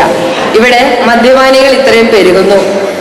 പാൻ മസാല, ഹാൻഡ്സ് ഉപയോഗിക്കുന്നവർ തൊട്ടെൻ്റെ അടുത്ത് പുതിയ സാധനമുണ്ട്, ഞാൻ പരിചയപ്പെടുത്തുന്നില്ല, നിങ്ങൾക്ക് അറിയാൻ മേലെന്ന് എനിക്കൊന്ന്. പുതിയത് ഞാൻ എൻ്റെ കിട്ടിയിട്ടേ ഉള്ളൂ. നിങ്ങൾക്കറിയാമായിരിക്കും, എനിക്കറിയില്ല. എന്തായാലും ഉള്ള ഈ സാധനങ്ങളൊക്കെ നിങ്ങളുടെ തലച്ചോറ് നശിപ്പിക്കും.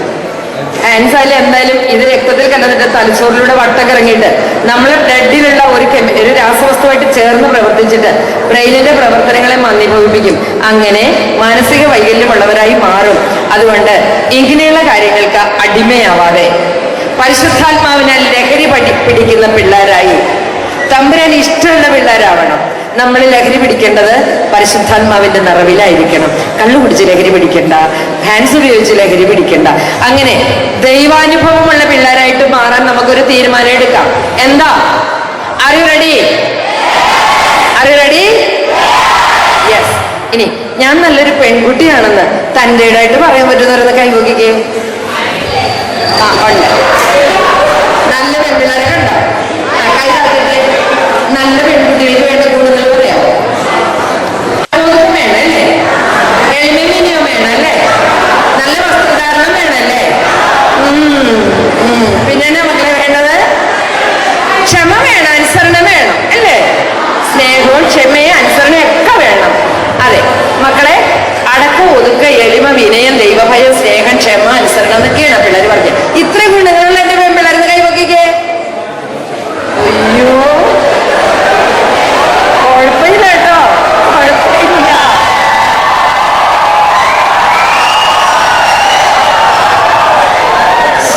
എന്നോട് അച്ഛൻ പറഞ്ഞു, ബാലസമാജത്തിന്റെ മീറ്റിംഗ് ആണ്, ആൺകുട്ടികളും പെൺകുട്ടികളും ഉണ്ടാവും എന്ന് പറഞ്ഞു. പക്ഷെ കൂർക്കന്മാരുണ്ടാവും ഈ അച്ഛൻ എന്നോട് പറഞ്ഞത്.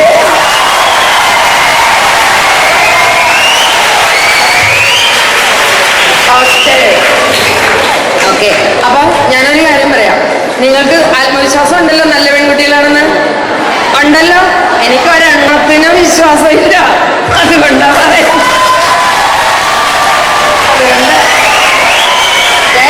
ഞാൻ പെൺപിള്ളേരുടെ കാര്യം പറയാം. അന്തസ്സും അഭിമാനമുള്ള പെൺപിള്ളേരാവണം. ഇന്ന് ഒത്തിരി പെൺകുട്ടികൾ ചൂഷണം ചെയ്യപ്പെടുന്നു. വീടിനുള്ളിൽ പോലും നമ്മൾ സുരക്ഷിതരല്ല. അതുകൊണ്ടാണ് പറയുന്നത്, ആരായാലും ശരി, എത്ര വേണ്ടപ്പെട്ട ആളായാലും ശരി, നമ്മളെ ചൂഷണം ചെയ്യാൻ അനുവദിക്കരുത്, വിട്ടുകൊടുക്കരുത്. പറയുന്നത് മനസ്സിലാവുന്നുണ്ടോ? ചങ്കൂറ്റം ഉണ്ടാവണം, തഞ്ചേടം ഉണ്ടാവണം. ആരുടെയും മുന്നിൽ നേരെ നിൽക്കാനായിട്ട് നന്നായി പഠിക്കണം. ഇതുപോലെ സ്വന്തം കാലിൽ നിൽക്കണം. ആരുടെയും മുന്നിൽ, അതെ, എനിക്ക് ആരുടെ മുന്നിൽ ഞാൻ പറയില്ല. അതിനാണ് ചങ്കൂറ്റുണ്ട്, അതിനുള്ള എഡ്യൂക്കേഷൻ ഉണ്ടാക്കി, അതെ, ജോലി ഉണ്ടാക്കി. അതുകൊണ്ട് ഞാൻ നിങ്ങളോട് പറയുന്നത്, കണ്ടുപിടിക്കുക. ഞങ്ങളെ പോലന്മാര് ഞങ്ങളൊക്കെ എങ്ങനെ നിൽക്കുന്ന ചോദിച്ചാൽ ആത്മവിശ്വാസം ഉള്ളത് വേണ്ട, വേണ്ടേ? വേണോ? പഠിച്ച് ജോലി കിട്ടി സ്വന്തം കസേര ഉറപ്പാക്കുന്നവര് ഏതെങ്കിലും ഒരു പൂർവ്വ ചെറുക്കനോ കണ്ടക്ടറോ പോട്ടറോ കിളിയോ പുറകെ നടന്ന് എഴുതി പറഞ്ഞാല് പോവോ? അറിയില്ല. പോട്ടെ. അതുകൊണ്ട് ഞാനിങ്ങനെ വിശ്വസിക്കുക, ഈ ക്യാമ്പ് ഇവിടെ നല്ല തീരുമാനം എടുത്ത കുട്ടികൾ ഇവിടുന്ന് പോകുന്നത്. ഈ മൊബൈലൊക്കെ നല്ലതാണ്, പക്ഷേ നിങ്ങൾക്കത് ആവശ്യമുണ്ടെന്ന് എനിക്കറിയില്ല. കമ്പ്യൂട്ടർ നല്ലതാണ്, അത് ആവശ്യത്തിന് മാത്രം ഉപയോഗിക്കാൻ വേണ്ടിയുള്ളതാ, ആവശ്യമില്ലാത്ത കാര്യങ്ങൾക്ക് ഉപയോഗിക്കാൻ വേണ്ടിയുള്ളതല്ല. ഈ നൂറ്റാണ്ടിലെ ഏറ്റവും വലിയ രണ്ട് ചെറുത്താണ് അത്. മക്കള് ഇത് ഉപയോഗിക്കുന്നുണ്ടെങ്കിൽ എനിക്ക് പറയാനുള്ള ഒരു കാര്യം ഇതാണ്, നമ്മുടെ തിരുമേനിയെ കൊണ്ടോ നമ്മുടെ ആറമ്മമാരെ കൊണ്ടോ അച്ഛന്മാരെ കൊണ്ടോ ആരെ കൊണ്ടില്ല അതൊന്ന് ബ്ലസ് ചെയ്യിക്കണം ആദ്യം. അച്ഛന്മാരുടെ പുതിയ പണിയുന്നുണ്ട്. അതെ, എന്നിട്ട് എന്റെ മക്കളെ ഉപയോഗിക്കാവുള്ളൂ കേട്ടോ. കാരണം ചെലുത്താൻ വരുന്നത് ഇതിലെയാണ്. അതുകൊണ്ട് എന്റെ കുട്ടികള് നല്ല പെൺകുട്ടികളായി മാറുക. സമയക്കുറവുകൊണ്ട് എനിക്ക് ഒത്തിരി ഡീറ്റെയിൽ ആയിട്ട് പോകാൻ പറ്റുന്നില്ല. അതുകൊണ്ട് നമ്മൾ സെൽഫ് ഡിസ്കവറി നിർത്തുകയായിരുന്നു. ഞാൻ ആരാണ് കണ്ടുപിടിച്ചോ? അപ്പൊ നമുക്ക് സ്വയം അംഗീകരിക്കാം അല്ലേ? അറിയോ? Okay okay. പക്ഷേ ഇവിടെ ചിലരൊക്കെ ഓക്കെ അല്ലെന്ന് എനിക്കറിയാം. ചിലരുടെ മനസ്സിൽ പറഞ്ഞതുകൊണ്ട് ശരി മാഡം പറഞ്ഞത് എന്തോ കുഴപ്പമില്ല എനിക്ക്. I am not okay but they are all okay. ഇനി വേറെ ചിലർ ഇവിടെ നിന്ന് വിചാരിക്കുന്നത് ഈ ക്യാമ്പിന് വരുന്നതിന് മുമ്പ് ഞാൻ ഓക്കെ ആയിരുന്നല്ലോ, അല്ലെങ്കിൽ ഞാൻ ഓക്കെ പക്ഷെ കുഴപ്പക്കാരുണ്ട്. I am okay but they are not okay. ഇനി വേറെ ചിലരുടെ വിചാരം ഞാൻ പറയട്ടെ, ഞാനും കണക്ക ഇവരും കണക്ക എല്ലാം കണക്ക. I am not okay, they are not okay. അപ്പൊ നമുക്ക് ഇന്നൊരു തീരുമാനം എടുക്കണം. I am okay, you are okay. I am okay, you are okay. I am okay, you are okay. ഇത് മനസ്സിനെ പറഞ്ഞ് പറഞ്ഞ് പഠിപ്പിക്കണം. I am okay, I am okay. രണ്ടാമത് ഐ വിൽ ബി ഹാപ്പി. സന്തോഷവാനായിരിക്കാൻ ശ്രമിക്കുക. ചിരിക്കാൻ പഠിക്കുക, ചിരിപ്പിക്കാൻ പഠിക്കുക. I will make others happy. I will make others happy. ഞാൻ മറ്റുള്ളവർക്ക് സന്തോഷം കൊടുക്കും. എൻ്റെ പേരൻസിന്, എൻ്റെ അധ്യാപകർക്ക്, എൻ്റെ അധികാരികൾക്ക് ഞാൻ കാരണം ഒരു നൊമ്പരം ഉണ്ടാവില്ല. When you cause a pain to somebody, that is sin എന്ന് പറയുക. When you cause a pain, നിങ്ങളുടെ സാമീപ്യം ആർക്കെങ്കിലും പെയിൻഫുൾ ആയി മാറുന്നെങ്കിൽ ലോകത്തിലേക്ക് വലിയ പാപമാണത്. ഓർമ്മയിലിരിക്കട്ടെ, നമ്മുടെ സാമീപ്യം നമ്മുടെ അമ്മയ്ക്കോ, നമ്മുടെ ചേച്ചിക്കോ, നമ്മുടെ ആളിലേക്കോ, നമ്മുടെ ടീച്ചറിനോ, നമ്മുടെ കൂട്ടുകാരിക്കോ നൊമ്പരമായി മാറിയിട്ടുണ്ടോ? ആലോചിച്ച് നോക്ക്. എന്റെ സാമീപ്യം ആർക്കെങ്കിലും നൊമ്പരമാകുന്നെങ്കിൽ ലോകത്തിലേക്ക് വലിയ പാപമാണത്. അതുകൊണ്ട് നമുക്കിപ്പോ ഒരു തീരുമാനം എടുക്കാം. എന്റെ സാമീപ്യം ആർക്കും നൊമ്പരം ഉണ്ടാക്കില്ല. I will not hurt anyone. Life is beautiful. Life is beautiful. Life is beautiful. ആർക്ക്? നമുക്ക്. അപ്പൊ നമുക്ക് ഇന്നത്തെ തീരുമാനം ഇതായിരിക്കണം കേട്ടോ. ഈ ക്യാമ്പ് കഴിയുമ്പോൾ ഇത് കീപ്പ് ഇറ്റ് അപ്പ്. ഇത് ഫുൾ ക്യാമ്പിൽ നിങ്ങൾ കീപ്പ് ചെയ്യണം. Life is beautiful.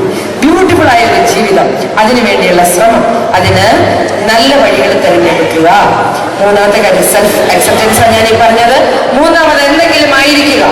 നല്ലൊരു സ്റ്റുഡന്റ് ആയിരിക്കുക, നല്ലൊരാണായിരിക്കുക, നല്ലൊരു മനുഷ്യനായിരിക്കുക.